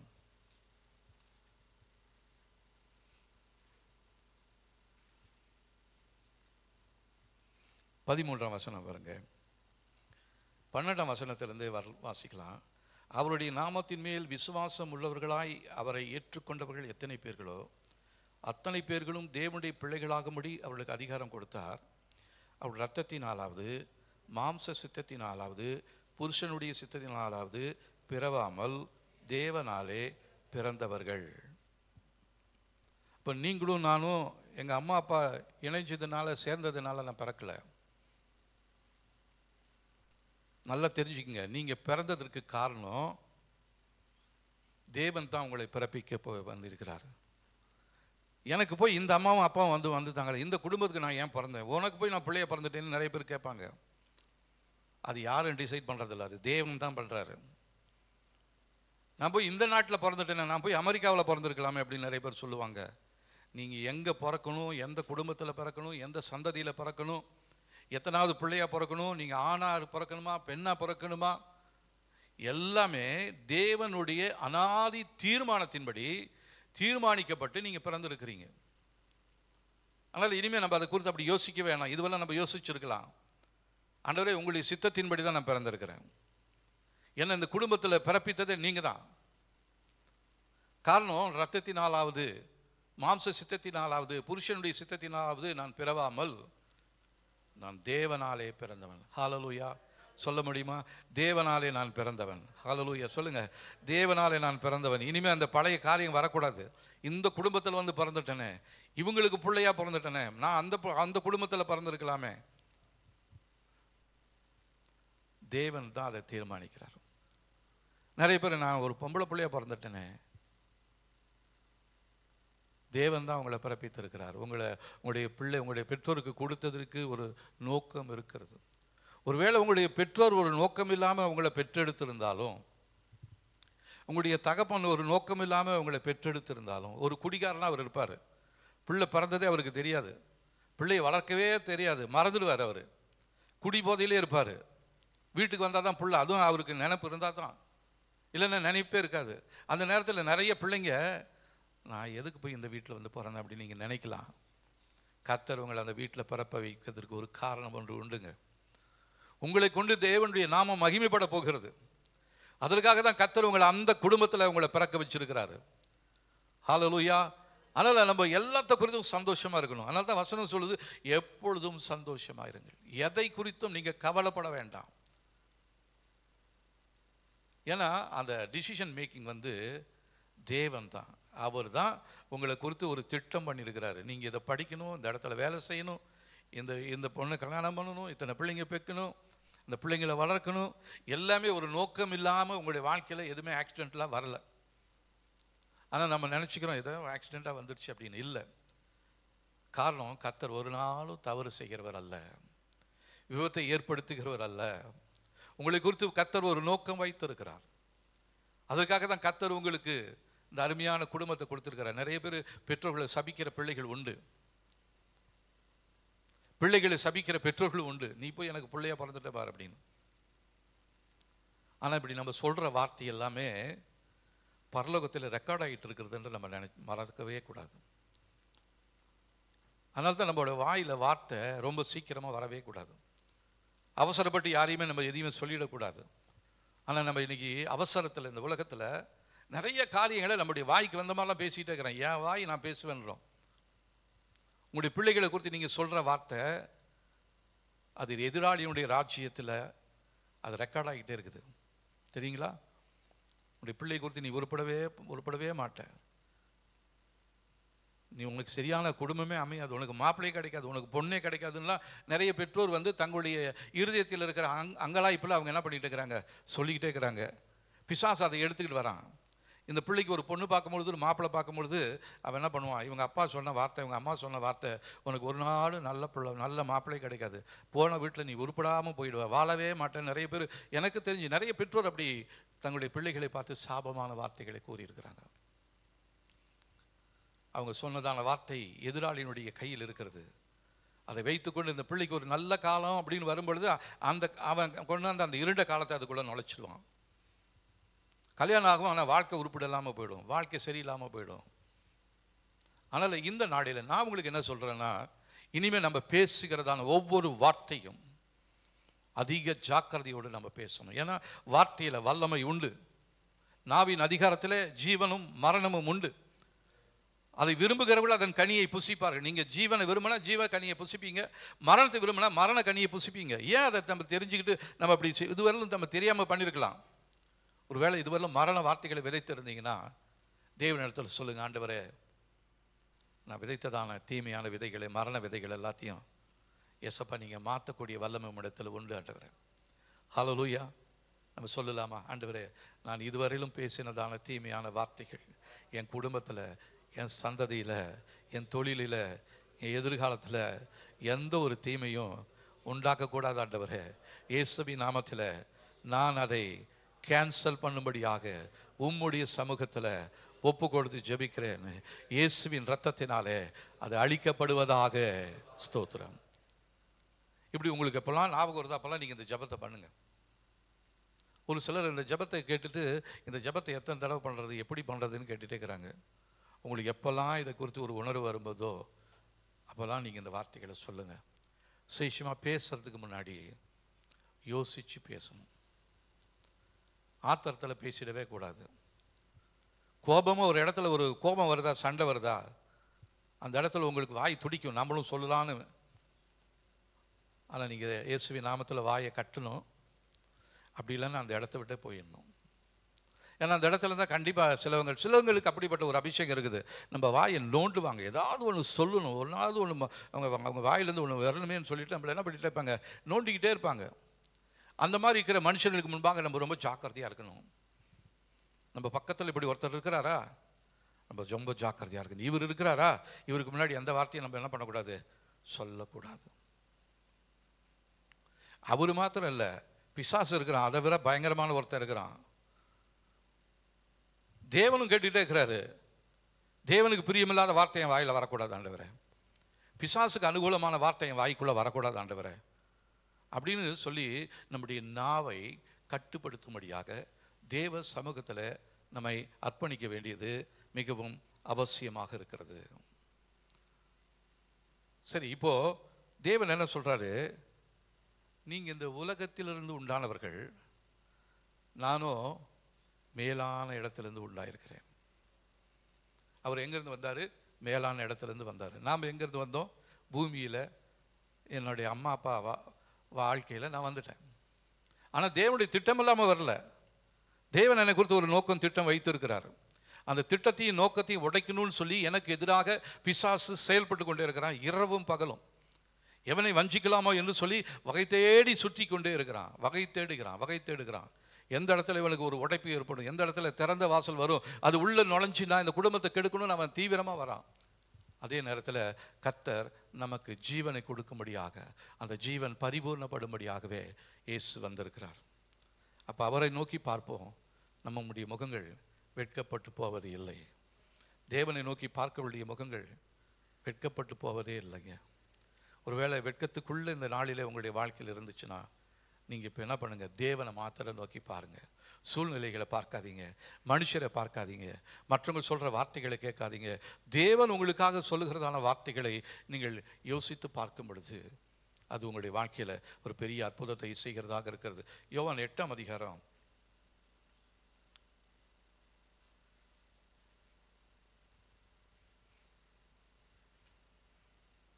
23ஆம் வசனம் பாருங்க. இயேசுக்கு சொல்றாரு, அவர் அவர்களை நோக்கி, நீங்கள் தாழ்விலிருந்து உண்டானவர்கள், நான் உயர்விலிருந்து உண்டானவன். நீங்கள் இந்த உலகத்தில் இருந்து உண்டானவர்கள், நான் இந்த உலகத்திலிருந்து உண்டானவன் அல்ல. அப்போ நாம் எல்லாருமே மாம்சத்தின் கிரிகளினாலே, இந்த உலகத்தினுடைய அசுத்தங்களினாலே உருவாக்கப்பட்டிருக்கிறோம். ஆனால் இயேசு கிறிஸ்து அப்படி இல்லை, அவர் பரிசுத்தமானவர். அவரை போல நம்மளை மாற்றணுன்றதுக்காக தான் இயேசு தன்னுடைய ரத்தத்தை சிந்தியிருக்கிறார். இயேசுவின் ரத்தத்தை விசுவாசிப்போம், நம்முடைய ரத்தத்தை சுத்தமாக்கும்படியாக சொல்ல போகிறோம். ஆண்டவரே, என்னுடைய ரத்த ஓட்டத்தில் இருக்கிற அந்த தீமை நிறைந்த அந்த டிஎன்ஏ உங்கள் ரத்தத்தினாலே சுத்தமாக்கப்படுவதாக. ஒவ்வொரு நாளும் நீங்கள் நம்ம சொல்லி ஜபிக்கணுங்க. பெற்றோர்களின் வழியாய் வந்ததான, முற்பிதாக்களின் வழியாய் வந்ததான தீமையான டிஎன்ஏக்கள் நம்முடைய ரத்த ஓட்டத்தில் இருந்து கொண்டு தேவையில்லாத பலவீனங்களை, தேவையில்லாத காரியங்களை, தேவையில்லாத எரிச்சலை, தேவையில்லாத கோபத்தை, இது எல்லாத்தையுமே நம்மளுக்குள்ளே இருக்கிற டிஎன்ஏ தான் உருவாக்கிக்கிட்டே இருக்குது. ரெண்டாவது, நமக்கு எதிராளி பிசாசு ஒரு திட்டத்தோடு தான் இருக்கிறான். அவனு இரவும் பகலும் நம்மளை சுற்றிக்கிட்டே இருக்கிறான். அதே நேரத்தில் இரவும் பகலும் நம்மை கண்காணிக்கிட்டதான தேவன் தூங்குவதும் இல்லை, உறங்குவதும் இல்லை, நம்மை பார்த்து கொண்டே இருக்கிறார். இப்போ நீங்கள் யார் பக்கம், யாருக்கிட்ட உங்களுடைய வாழ்க்கையை நீங்கள் ஒப்பு கொடுக்க போறீங்க? இரவும் பகலும் நம்மை கண்காணிக்கிற தீமை செய்கிற ஆவிகள் இடத்திலிருந்து இரவும் பகலும் நம்மை பாதுகாக்கிற தேவனுடைய வல்லமையுள்ள கரத்திற்குள்ள நம்மளை ஒப்பு கொடுத்துடணும். அப்போ நம்ம ஒரு தெய்வீக பாதுகாப்பை பெற்றுக்கொள்வோம். ஹல்லேலூயா சொல்லலாமா? ஆண்டவரே, தீமையான உலகத்திலிருந்து எங்களை ரட்சிக்கும்படியாகவே இந்த பூமிக்கு வந்தீங்க ஆண்டவரே. அவர் சொல்லிக் கொடுத்த ஜெபம் என்ன தெரியுங்களா? பரலோகத்தில் இருக்கிற எங்கள் பிதாவே, உம்முடைய நாமம் பரிசுத்தப்படுவதாக, ராஜ்யம் வருவதாக, உம்முடைய சித்தம் பரமண்டலத்தில் செய்யப்படுவது பூமியிலும் செய்யப்படுவதாக. எங்களுடைய அக்கிரமங்களை நாங்கள் மன்னிக்கிறது போல நீங்கள் எங்களுடைய அக்கிரமங்களை மன்னிங்க. எங்களை கடனாளிகளுக்கு நாங்கள் மன்னிக்கிறது போல எங்களுடைய கடன்களை மன்னிங்க. எங்களை சோதனைக்கு உட்பிரவேசிக்க பண்ணாமல் தீமை நின்று எங்களை ரட்சித்துக் கொள்ளும் ஆண்டவரே. அதுதான் முக்கியமான அந்த ஜெபம். தீமையிலிருந்து ரட்சிக்கும்படியாகவே இயேசு கிறிஸ்து அந்த ஜெபத்தை சொல்லியிருக்கிறாரு. அதனால் அந்த ஜெபத்தையும் நம்ம சொல்லணும்.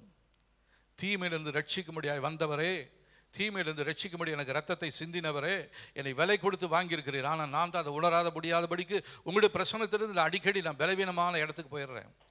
பிசாசு சொல்கிற தீமையான வார்த்தைகளை நான் பேசிக்கிட்டே இருக்கிறேன். அதனால தான் என் குடும்பத்தில் குழப்பம், அதனால தான் என் குடும்பத்தில் தடை. இந்த போராட்டத்தை எல்லாம் மாற்றுவதற்கு கர்த்தாவே உங்களை நான் பார்க்குற ஆண்டவரே அப்படின்னு சொல்லி நாம் ஜெபிக்க வேண்டியது மிகவும் அவசியமான ஒரு காரியமாக இருக்கிறது. நம்ம பார்க்காத ஒரு உலகத்தை நாம் பார்க்க போகிறோம்.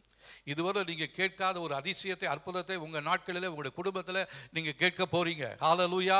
ஆமாம், இதுவரையிலும் நீங்கள் எதற்காக இயங்கி கொண்டிருந்தீங்களோ, எதற்காக ஜெபித்து கொண்டிருந்தீங்களோ, அந்த காரியத்தை கர்த்தர் இந்த நாட்களில் உங்களுடைய வாழ்க்கையில் செய்ய போகிறார், செய்து வைத்திருக்கிறார். அதை பார்க்கும்படியாக கர்த்தர் உங்களுடைய கண்களை திறக்கும்படியாக நான் இந்த நேரத்தில் ஜெபிக்கிறேன். ஹல்லேலூயா. கர்த்தாவே, உம்முடைய பிள்ளைகளுடைய இந்த ஆவிக்குரிய கண்களை திறப்பீராக. நீர் அவளுக்காக உருவாக்கி வைத்திருக்கிற எல்லா ஆசீர்வாதங்களையும் மேன்மைகளும் உம்முடைய பிள்ளைகள் அடையும்படியாக அவருடைய கண்களை கர்த்தர் திறக்கும்படியாக நான் சொல்லி ஜெபிக்கிறேன் ஆண்டவரே. ஹல்லேலூயா. எல்லாரும் நம்ம கண்ணு மேலே கையை வச்சு ஜெபம் பண்ணுங்க. ஆண்டவரே, என் கண்ணை திறங்க ஆண்டவரே, ஆவிக்குரிய கண்ணை திறங்க ஆண்டவரே. மாம்சிக கண்ணல்ல, ஆவிக்குரிய கண்ணை ஆண்டவரே. என்னை குறித்து நீங்கள் வைத்திருக்கிற திட்டங்கள், தீர்மானங்கள் பெரிதாக இருக்கிறது. அதை நான் பார்க்க முடியாதபடிக்கு என் கண்ணிலே இருக்கிறதான செதில்கள் எல்லாம் இயேசுவின் நாமத்தினாலே கீழே விழுந்து அழிந்து போவதாக, அழிந்து போவதாக, அழிந்து போவதாக. சவுலுடைய கண்களில் இருந்ததான செதில்கள் கீழே விழுந்த உடனே அவன் தேவனை பார்க்க ஆரம்பிச்சிட்டான்.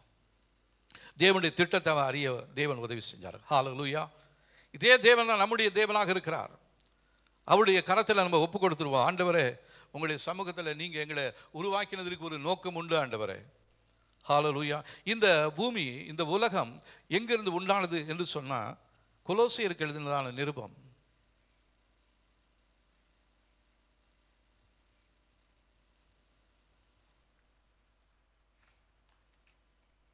1 அதிகாரம்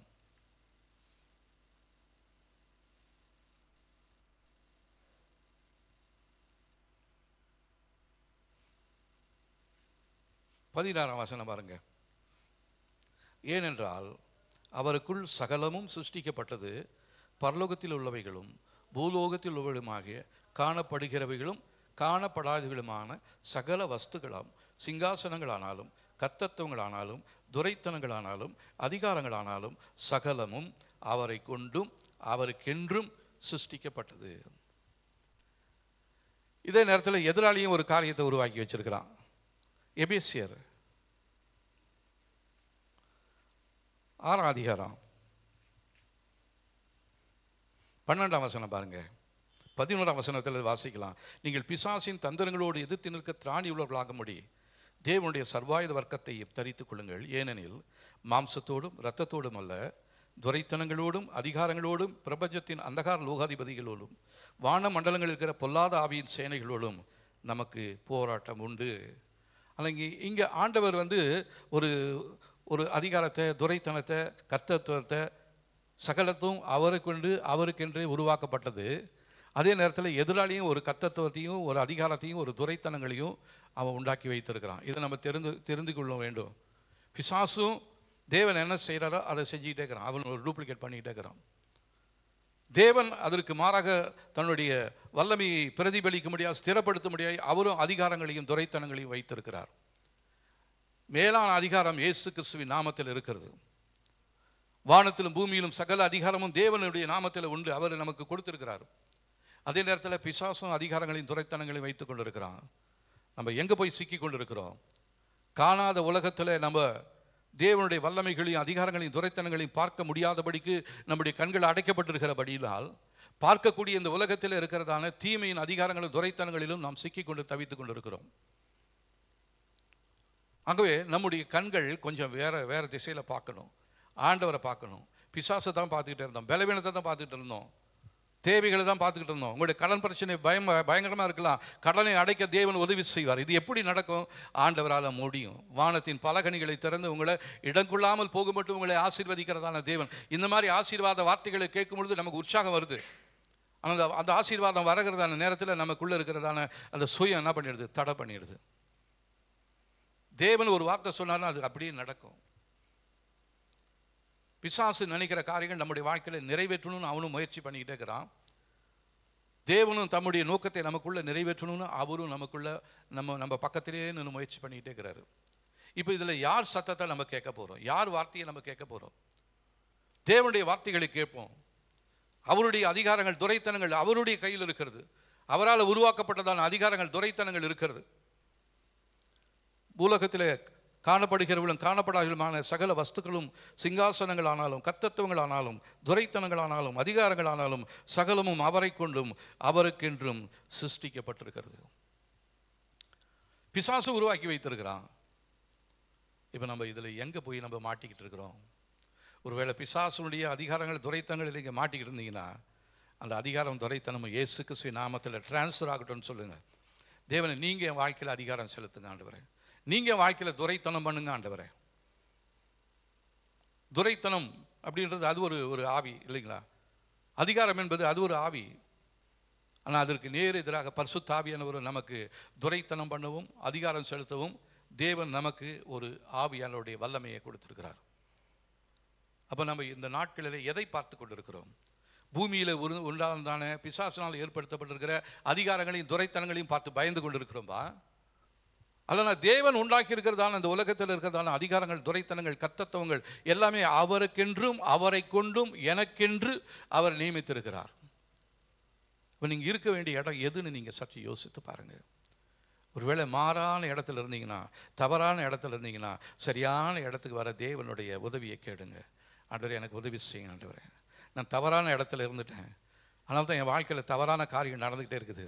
நான் இப்போ சரியான இடத்துக்கு வரணும் ஆண்டவரே, உங்களை நான் நோக்கி பார்க்குறேன், எனக்கு உதவி செய்யுங்கன்னு சொல்லி நம் தேவ சமூகத்தில் நாம் தேவனை நோக்கி நாம் பார்க்க போகிறோம். சரி, இந்த பார்க்காத காணாத உலகம் என்று சொன்னால், பார்க்க முடியாத உலகம் என்று சொன்னால் அது என்ன அப்படின்னா, 2 கொரிந்தியர்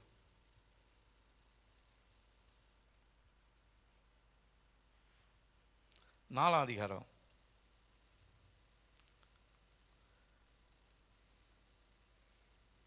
18ஆம் வசனம் பாருங்க. ஏனெனில் காணப்படுகிறவைகள் அநித்தியமானவைகள், காணப்படாதவைகளோ நித்தியமானவைகள். நீங்கள் பார்க்கறதான தீமையெல்லாம் அது அநித்தியமானது, சீக்கிரமாக மாறிடும். பார்க்கக்கூடாத சந்தோஷம், சமாதானம் இருக்குது பார்த்தீங்களா, அது உங்களை விட்டு எடுபடாத நல்ல பங்கை தேவன் கொடுக்க போதுமானவராக இருக்கிறார். இப்போ நீங்கள் வாஞ்சிக்கிறது எது? அநித்தியத்தையா நித்தியத்தையா? இந்த உலகம் யார் உண்டாக்கி இருக்கிறது? ஆண்டவர் உண்டாக்கி இருக்கிறாரு. இந்த உலகத்தை கெடுத்தது யாரு? பிசாசு. இப்போ உண்டாக்கினவர் இடத்துல நம்ம திரும்புவோம். கெடுத்து போட்ட பிசாசுடைய கையிலிருந்து, சமூகத்திலிருந்து நம்ம தேவ சமூகத்துக்கு ஒரு டிரான்ஸ்ஃபர் வரணும். அதை ஆவியானவர் இந்த நாளில் நம்முடைய வாழ்க்கையில் செய்ய போகிறார். ஒரு மன மாற்றத்தை, ஒரு ரெஸ்டரேஷனை கர்த்தர் செய்கிறார். இதுவரை நீங்கள் அழிவுக்குரிய திட்டத்தில் இருந்தீங்க, உங்களை அப்படியே அழிவில்லாத ஒரு மகிமையுள்ள ஒரு திட்டத்துக்கு தேவன் இந்த நாளிலே மாற்றக்கூடிய தேவனாக இருக்கிறார். அதனால தான் இந்த 21 நாள் நம்ம ஜெபம் பண்ணோம், ரெஸ்டரேஷன். இந்த மாதத்தில் நம்ம கொடுத்த வாக்குத்தத்தமும் அதுதான். புதுப்பிக்கப்படுகிறது நம்முடைய வாழ்க்கையில். பழசு எல்லாத்தையும் மாற்றிட்டு புதுசாக ஒரு காரியத்தை கர்த்தர் செய்ய போகிறார். பழைய துக்க நாட்கள் முடிந்து போகிறது.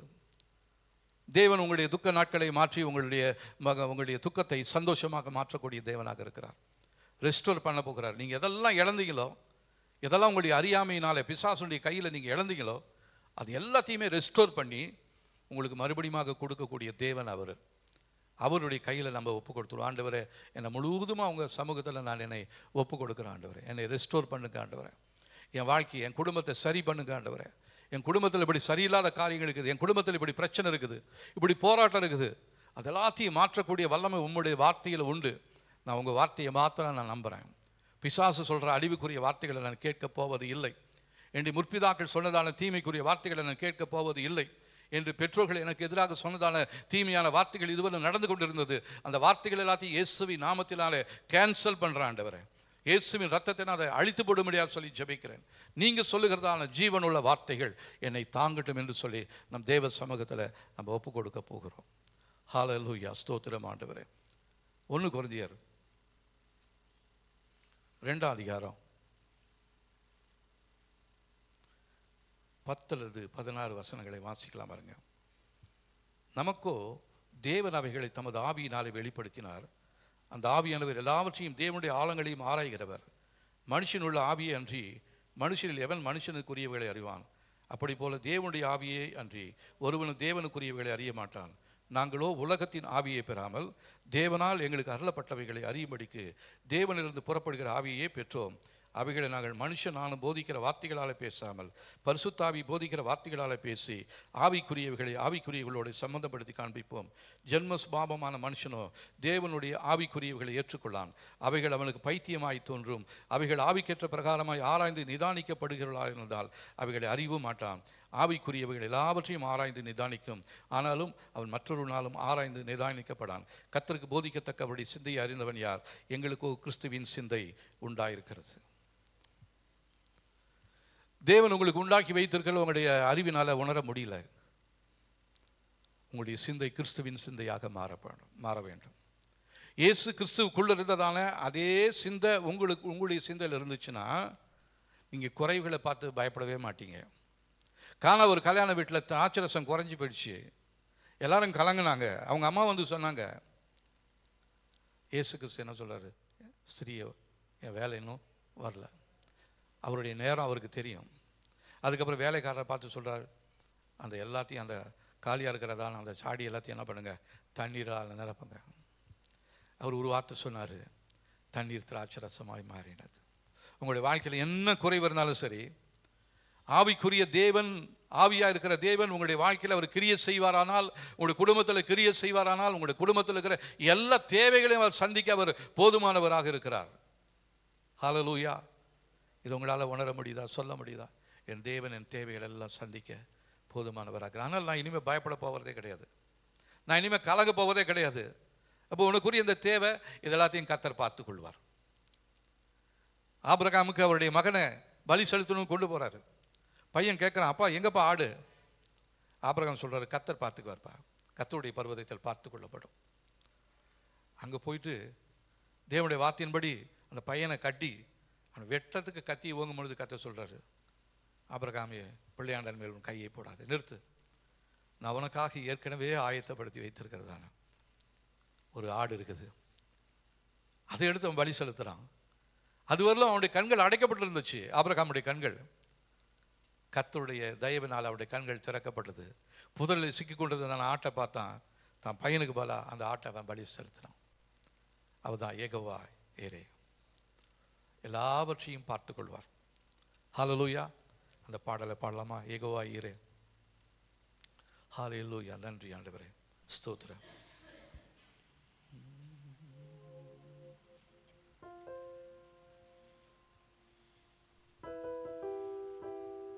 யெகோவா ஈரே, எல்லாமே பார்த்து கொள்வி.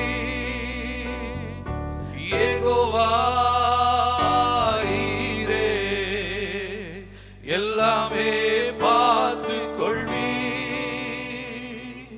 கலங்கலப்பா நாங்க கலங்கலப்பா, கலங்கலப்பா நாங்க கலங்கலப்பா. கர்த்தர் நாமம் என் புகலிடமே, கருத்தோடு துதித்திடுவே. கர்த்தர் நாமம் என் புகலிடமே, கருத்தோடு துதித்திடுவே. யெகோவா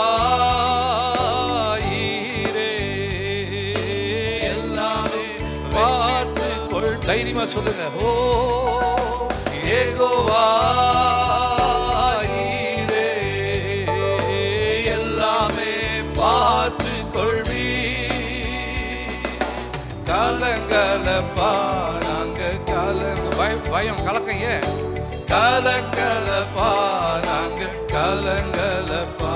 கர்த்தர் நாமம் என் புகலிடமே, கருத்தோடு துதித்திடுவே.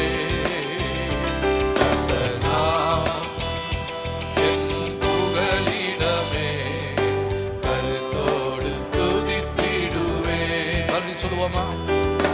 யெகோவா ஈரே, எல்லாமே பார்த்து கொள்வி.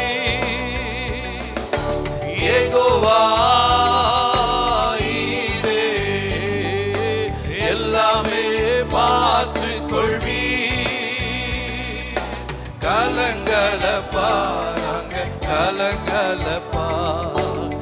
கலங்கலப்பா நாங்க கலங்கலப்பா கர்த்தர் நாமம் என் புகலிடமே கருத்தோடு துதித்திடுவே கர்த்தர் நாமம் புகலிடமே கருத்தோடு துதித்திடுவே.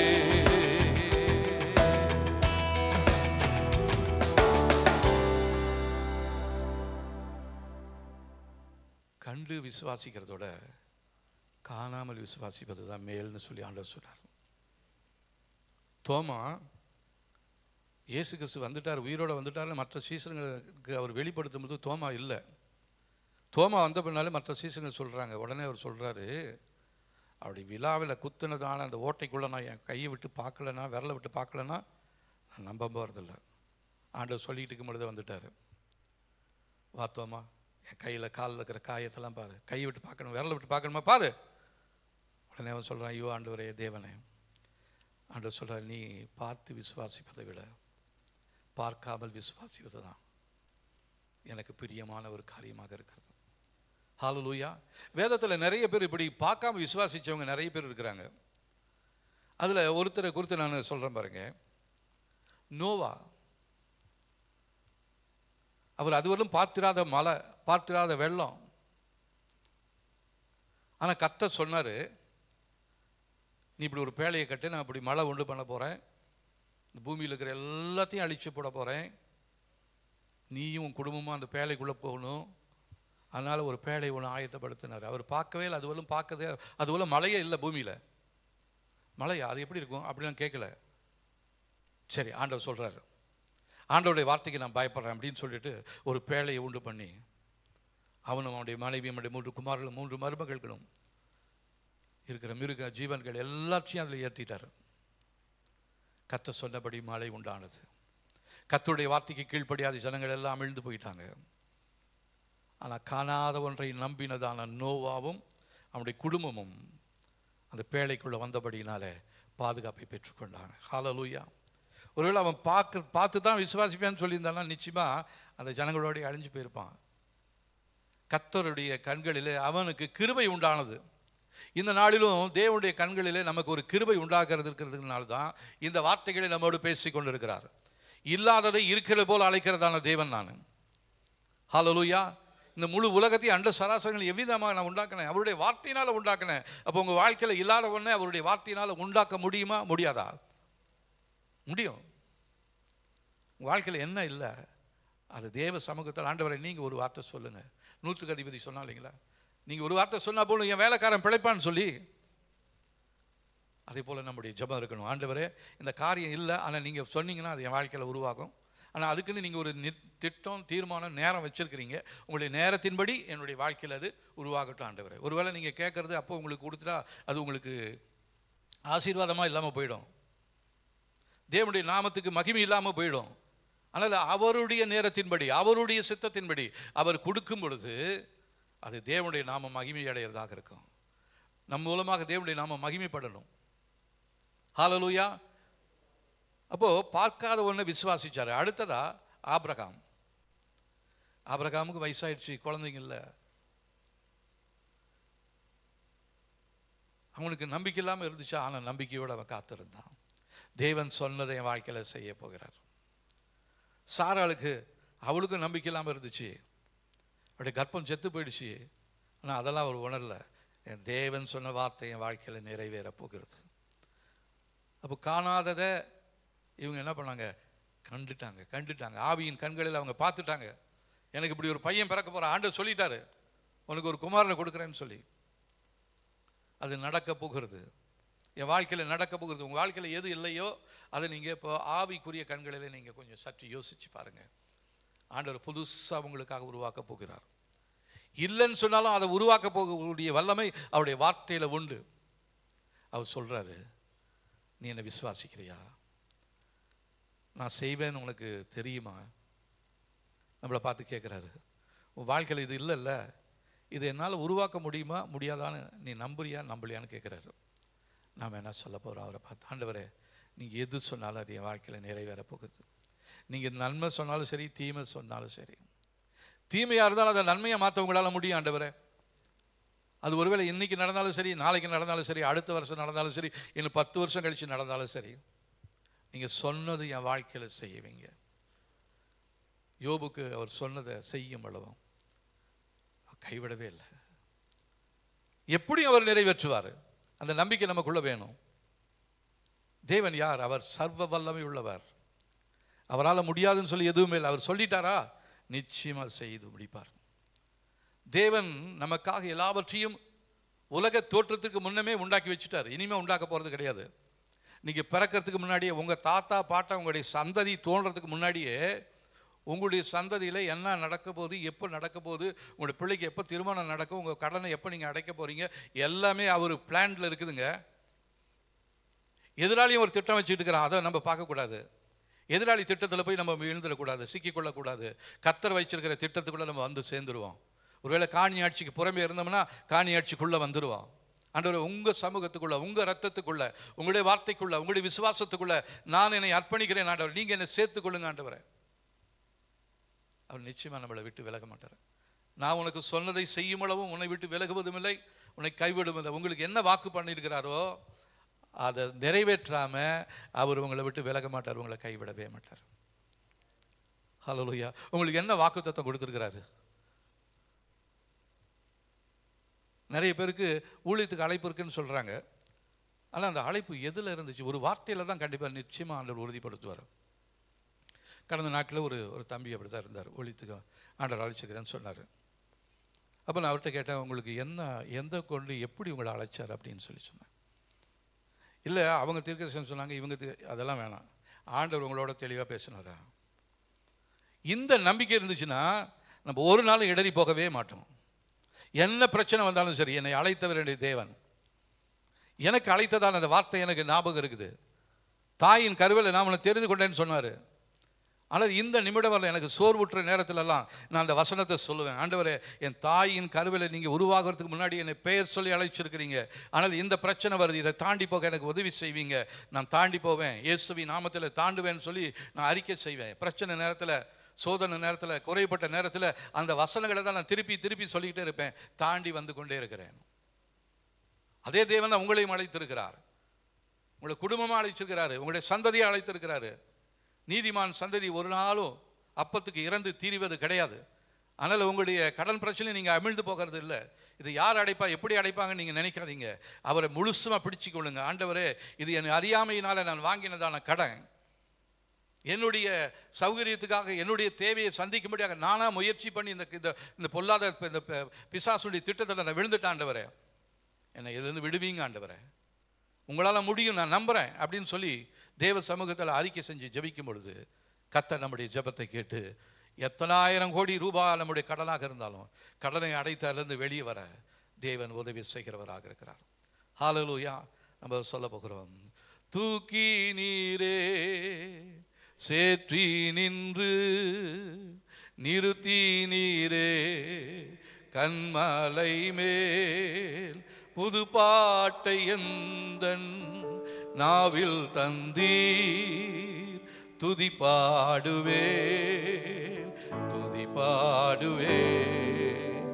தூக்கி நீரே சேற்றி நின்று நிறுத்தி நீரே கண்மாலை மேல் புது பாட்டை எந்தன் நாவில் தந்தீர், துதி பாடுவேன், துதி பாடுவேன். நாம் யாவர் எழுந்து நிற்போமா?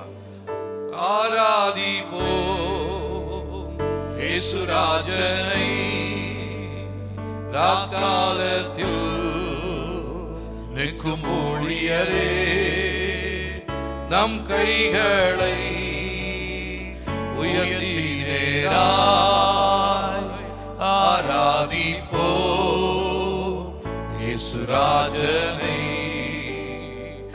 ஆராதிப்போம் இயேசுராஜனை, ராக்காலத்தில் நிற்கும் ஊழியரே, நம் கைகளை உயர்த்தி நேராய்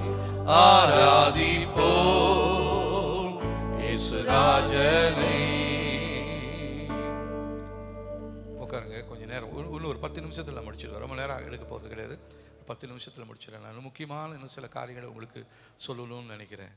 காணாத உலகத்தில் எப்படி நம்மளால் வாழ முடியும்? பார்க்குறதே பார்த்துட்டே நம்மளால் சந்தேகப்பட்டுட்டே இருக்கிறோம்.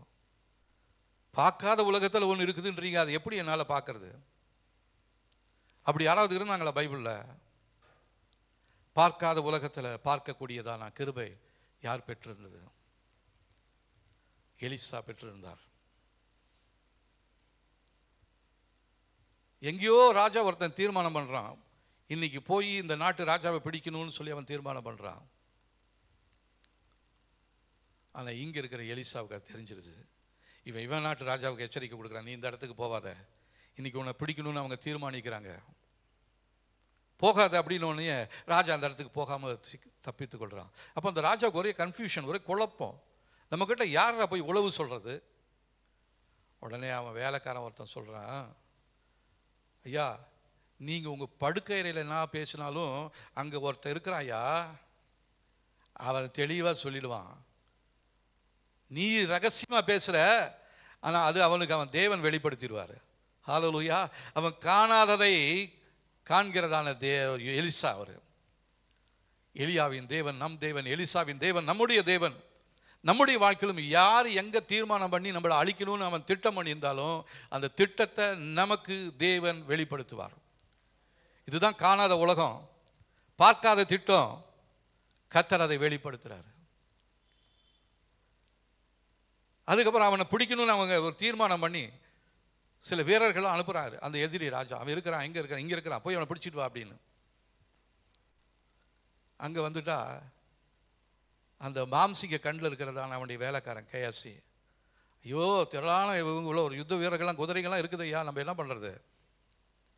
அவனை எலிசா ஜெபம் பண்ணுறார், ஆண்டவர் இவன் கண்ணை கொஞ்சம் தரங்க ஆண்டவர், நான் பார்த்துட்டேன், இவன் கண்ணை கொஞ்சம் தரங்க ஆண்டவர். கர்த்தர் அவன் கண்ணை திறந்து விட்டா பார்த்தா அந்த மலையை சுற்றிலுமா அக்கினி ரதங்கள் குதிரைகளுமாக இருக்கிறது. கர்த்தர் தப்புவித்தாரா? ஏன் அந்த தேவன் நம்மளை தப்புவிக்க மாட்டாரு? காணாததை எப்படி நம்மளால் விசுவாசிக்க முடியும்? அவர் விசுவாசிச்சாரு, எலிசா விசுவாசிச்சாரு, அவருடைய வாழ்க்கையில் அற்புதத்தை பார்த்தாரு. நம்முடைய வாழ்க்கையில் நமக்கு அந்த விசுவாசம் தேவை. ஆண்டவரே ஆவிக்குரிய கண்களை திறங்க ஆண்டவரே. இதை பார்த்துட்டோன்னு வச்சிங்களேன், எதிரி என்ன திட்டம் போட்டிருந்தாலும் நமக்கு தெரிஞ்சிடும். அவன் தீமையான போகிற இந்த வாரம் இந்த ஜபத்தில் நான் ஒரு நாளில் சொல்லி ஜபம் பண்ணேன், தீமையின் கேலண்டர்கள். நீங்கள் எத்தனை பேர் அதை கவனிச்சிங்கன்னு தெரியல. தீமையின் கேலண்டர்கள். அவன் இன்ட்டு போட்டு வச்சுருப்பான், இன்றைக்கி இவனை ஆக்சிடெண்ட்டில் சாகடிக்கணும், இவனை இந்த குழப்பத்தில் உண்டாக்கணும், இந்த பிரச்சனைகளை ஏற்படுத்தணும்னு சொல்லி அவன் என்ன பண்ணிக்கிறான், அவன் குறித்து வச்சிருக்கிறான். ஆனால் கர்த்தருடைய கண்கள் அதை பார்க்கிறது. அவன் தீமையான காரியங்களை திட்டம் பண்ணியிருந்தாலும் தீமைகள் எல்லாவற்றையும் நன்மையாய் மாற்றுகிற தேவன் நம்முடைய தேவன். ஹல்லேலூயா. இந்த கிருபை நம்முடைய வாழ்க்கையில் இருந்துச்சுன்னா நம்ம நிறைய பிரச்சனைகள் இருந்து தப்பி வைப்பதற்கு நம்முடைய தேவன் போதுமானவராக இருக்கிறார். ஆனால் இதுக்கு என்ன தேவை? எலிசாவுக்கும் தேவனுக்கும் இருந்ததான ஒரு நெருக்கமான உறவு, ஒரு இன்டிமெசி. பில்லி கூட சொன்னாங்களே, அப்படி பின்னி பிணைஞ்சிருக்கணும் ஆண்டவரோட. தேவனுடைய வார்த்தை தான் எனக்கு முக்கியம், தேவனுடைய வார்த்தை இல்லாமல் நான் செத்தே போயிடுவேன் ஆண்டவரை. உங்களுடைய பிரசனம் இல்லாத இடத்துல நான் போகவே போகிறது கிடையாது. ஒரு கல்யாணத்துக்கு வீட்டுக்கு அழைச்சிருக்கிறாங்களா, தேவனுடைய பிரசனம் இல்லை, நிச்சயமா அங்கே போகவே வேண்டாம். அவங்க கோவிச்சுக்கிட்டாலும் பரவாயில்ல, நான் தேவனுடைய பாதுகாப்புலேருந்து நான் விலகி போகவே வேண்டாம். உங்களோட நான் இணைஞ்சிருக்கணும் ஆண்டவரேன்னு யாரெல்லாம் இருதயத்தில் நீங்கள் விசுவாசிக்கிறீங்களோ உங்களுக்கு காணாத உலகத்தை கர்த்தர் உங்களுக்கு காண செய்வார். பிசாசு போட்டிருக்கிற திட்டங்களெல்லாம் உங்களுக்கு வெளிப்படுத்துவார். நீங்கள் எளிதாக அதிலிருந்து தப்பித்து கொள்ளலாம். இப்படிப்பட்டதான் ஆசீர்வாதம் நமக்கு தேவைங்க. எத்தனை பேர் இப்படிப்பட்ட ஆசீர்வாதம் வேணும்னு கேட்குறீங்க? ஹல்லேலூயா. நம்ம எல்லாத்துக்குமே தேவை தான் அது. அவன் நமக்கு எதிராக, குடும்பத்துக்கு எதிராக திட்டம் பண்ணிட்டு இருக்கிறான். அந்த திட்டத்தை நான் பார்க்கணும் ஆண்டவர், எனக்கு வெளிப்படுத்துங்க ஆண்டவரை. அதுக்கு சும்மா மற்றவங்க கிட்ட போய் தீர்க்கதரிசிகிட்ட போய் நம்ம கேட்க தேவையே இல்லை. நீங்கள் உங்களுக்கும் தேவனுக்கு இடையில ஒரு நெருக்கமான ஒரு உறவு இருந்துச்சுன்னா நீங்கள் கேட்குற காரியத்தெல்லாம் கர்த்தர் உங்களுக்கு வெளிப்படுத்துவார். ஹல்லேலூயா. எலிசாவினுடைய தேவன் நம்முடைய தேவனாக இருக்கிறார். அப்போது இந்த பிசாசு நமக்கு எதிராக திட்டங்களை போட்டுக்கொண்டே இருக்கிறான். யோபுவினுடைய சரித்திரத்தில் பார்க்கும் பொழுது நம்ம முதல் 1-2 அதிகாரங்கள் வாசிக்கும் பொழுது இந்த உலகம், கீழே இருக்கிற உலகம் நம்ம பார்க்குற உலகம், மேலே இருக்கிற உலகம் பார்க்க முடியாத கண்ணு கெட்டாத ஒரு உலகமாக இருக்கிறது. இந்த கண்ணு கெட்டாத ஒரு உலகத்தில் ஒரு டிஸ்கஷன் நடக்குது. கீழே பூமியில் இருக்கிற யோபுக்கு அது தெரியாது. விரோதி ஒருத்தன் இருக்கிறான், சத்துரு. அவன் போய் தேவ சமூகத்திலேயே போய் தேவன் யோபுக்கு விரோதமாக குற்றம் சாட்டுறான். நீங்கள் அவனை ஆசீர்வச்சிட்டீங்க, அவனை சுற்றி பாதுகாப்பை கொடுத்துட்டீங்க, அதெல்லாம் எடுத்துருங்க பாருங்க, அவனை உங்களை விட்டு விலக்கிடுவான். ஆனால் தேவனுக்கு தெரியும் யோபு யாருன்னு சொல்லி. அவன் சன்மார்க்கன், அவன் நீதிமான், அவன் என் நாமத்து மேலே விசுவாசம் வைத்திருக்கிறான். போய் தொட்டு தான் பாரு, ஆனால் அவன் ஜீவனை மாத்திரம் தொடாத. முதல்ல வந்தான், எல்லாத்தையும் அழித்தான். ஆடு மாடு ஒட்டகம் பிள்ளைங்க எல்லாத்தையும் சாகடிச்சான். அடுத்ததாக சரீரத்தை தொட்டான். அவனுடைய மனைவிக்கு ஆவிக்குரிய கண்கள் திறக்கப்படலை. ஆனால் அவன் என்ன சொல்கிறாங்க, நீ இப்படியேப்பட்ட சுகவீனத்தில் இருக்கிறது பேசாமல் தேவனை தூசிச்சு ஜீவனை விட்டுருப்பா, செத்து போயிடுப்பா, உனக்கு என்னால் இது சேவகம் பண்ண முடியல. ஆனால் அவருக்கு கண்ணு திறந்துருச்சு. தேவன் நன்மை செய்கிறதான தேவன். தேவனுடைய கையிலிருந்து நன்மை பெற்றதான நான் தீமை பெறக்கூடாதா? 3:25 அவர் இன்னொரு வார்த்தை சொல்றாரு, நான் பயந்தது என்னுடைய வாழ்க்கையில் நடந்தது. அதுதான் அவர் செஞ்சதான ஒரு தவறு. பயந்துட்டார், இப்படிலாம் நடக்குமான்னு பயந்துட்டார். அதனால தான் நான் சொல்கிறேன், நீங்கள் பேசுகிற வார்த்தைகளை குறித்து அதிக கவனமாக இருக்க வேண்டும். உங்களுடைய பிள்ளைகளை குறித்து, உங்களுடைய சந்ததியை குறித்து நீங்கள் சொல்லுகிற வார்த்தைகள் எதை குறித்து நம்ம பயப்பட வேண்டிய அவசியமே கிடையாது. மரணம் வந்தாலும் இப்போ நான் ரெடி, தயாராண்டவரை. ஆண்டவர் உங்கள் இடத்துல வருவதற்கு எனக்கு ரொம்ப சந்தோஷம். ஐயோ, என் பிள்ளைங்களை யார் பார்ப்பா, என் சந்ததி யார் பார்ப்பா, என் குடும்பத்தை யார் பார்ப்பா? குடும்பத்தை கொடுத்தது ஆண்டவர் தானே. உங்களால் உங்களை உயிரை காப்பாற்றிக்க முடியுமா? முடியாது. டாக்டர்கிட்ட போனால் கூட எல்லாம் செஞ்சுட்டு கடைசியாக சொல்லிடுவார், நீங்கள் கும்பிட்ற தெய்வத்தை நம்புங்க அப்படின்னுவார். அப்போ யாராலையும் நம்முடைய உயிரை காப்பாற்றவே முடியாது. நம்முடைய உயிரை காப்பாற்றக்கூடிய வல்லமை தேவனிடத்தில் உண்டு. நம்முடைய ஆசீர்வதிக்கக்கூடிய வல்லமை தேவனிடத்தில் உண்டு. காணாத பரலோகத்தை நாம் நாடுகிறோம். காண்கிற உலகத்தை நாம் தேடுவதில்லை. காணாத பரலோகத்தை நீங்களும் நானும் நாடிக்கொண்டிருக்கிறோம். காணாத உலகம் என்று ஒன்று உண்டு. அந்த உலகத்தில் இருக்கிறதான ஆசீர்வாதங்கள், திரளான ஆசீர்வாதங்கள் இருக்கிறது.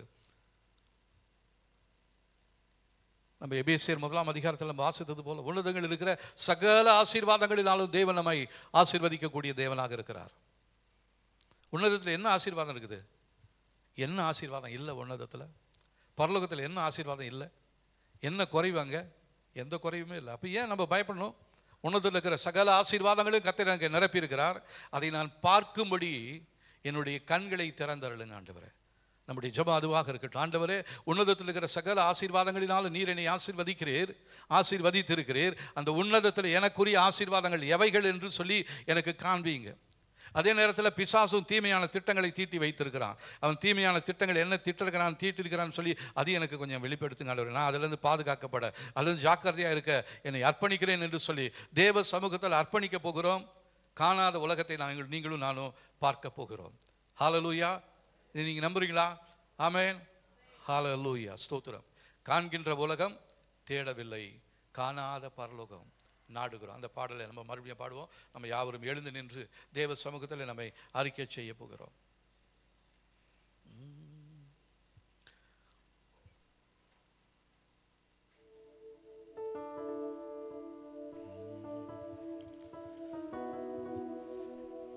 காண்கின்ற உலகம் தேடவில்லை, காணாத பரலோகம் நாடுகிறோ. காண்கின்ற உலகம் தேடவில்லை, காணாத பரலோகம் நாடுகிறோ.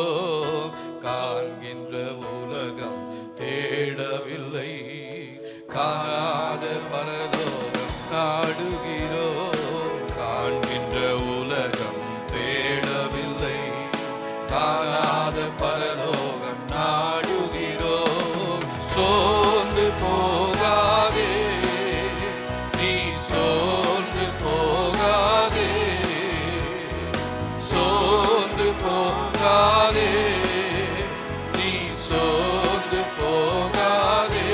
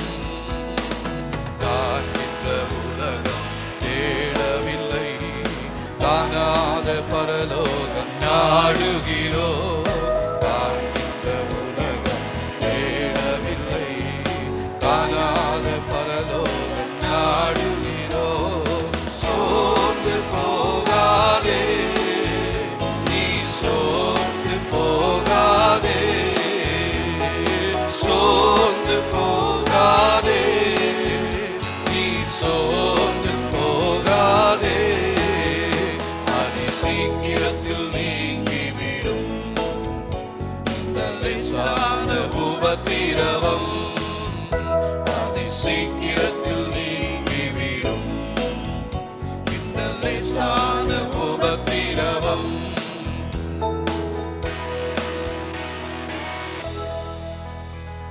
கீழே இருக்கிற யோபுக்கு தெரியல மேல இப்படி ஒரு திட்டத்தை பிசாசு தீட்டிட்டு இருக்கிறான்னு சொல்லி. தேவ சமூகத்திலேயே போய் அந்த திட்டத்தை தீட்டுறான் பாருங்க, அவன் எவ்வளவு பெரியவன். ஆனா உலகத்தில் இருக்கிறவன் நமக்குள் இருக்கிறவர் பெரியவர். அந்த தைரியம் நமக்கு ஒரு புது வாழ்க்கையை கொடுக்க போகிறது, நமக்கு ஒரு புது தெளிவை கொடுக்க போகிறது. ஒருவேளை எதையாவது குறித்து நீங்க பயந்துட்டு இருந்தீங்கன்னா, ஒருவேளை உங்களுடைய மரண நாள் என்று சொல்லி உங்களுக்கு இவ்வளவுதான் உங்களுக்கு இருதயம் வேலை செய்யுது, இவ்வளவுதான் உங்களுக்கு இதெல்லாம் இருக்குது, அதனால நீங்க என்னைக்கு சாவீங்களோ தெரியாதுன்னு டாக்டர் சொல்லிட்டாருன்னு பயந்துட்டு இருக்கிறீங்களா? ஒருவேளை அழிஞ்சு போயிடுவோன்னு பயப்படுறீங்களா? அந்த திட்டத்தை தெரிஞ்சுக்கிட்டா நம்ம எதிர்த்து நிற்கிறதுக்கு தேவன் நமக்கு ஒரு பலனை கொடுப்பாரு. ஹல்லேலூயா. எசேக்கியா ராஜா, அவருக்கு ஒரு காரியம் சொல்லப்பட்டுருச்சு, சீக்கிரமா செத்துருவ, நீ உன் குடும்பத்தின் காரியத்தை நீயே ஒழுங்குபடுத்திக்கொள்ளும். ஆனா அவருக்கு தெரியும், தேவன் ஒரு வார்த்தை சொன்னாருன்னா அந்த வார்த்தையில வல்லம் இருக்குதுன்னு அவருக்கு தெரியும். ஏசாயா 55 அதிகாரம் 10-11 வசனங்களை வாசிக்கலாம் பாருங்க. ஏசாயா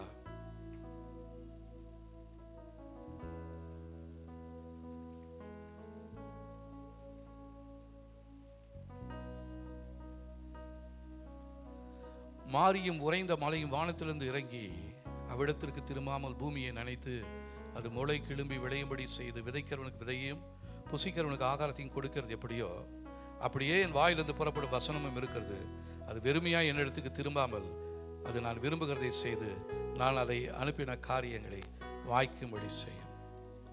அப்போ தேவனிடத்திலிருந்து ஒரு வார்த்தை வந்துருச்சுன்னா அந்த வார்த்தை மாறாது.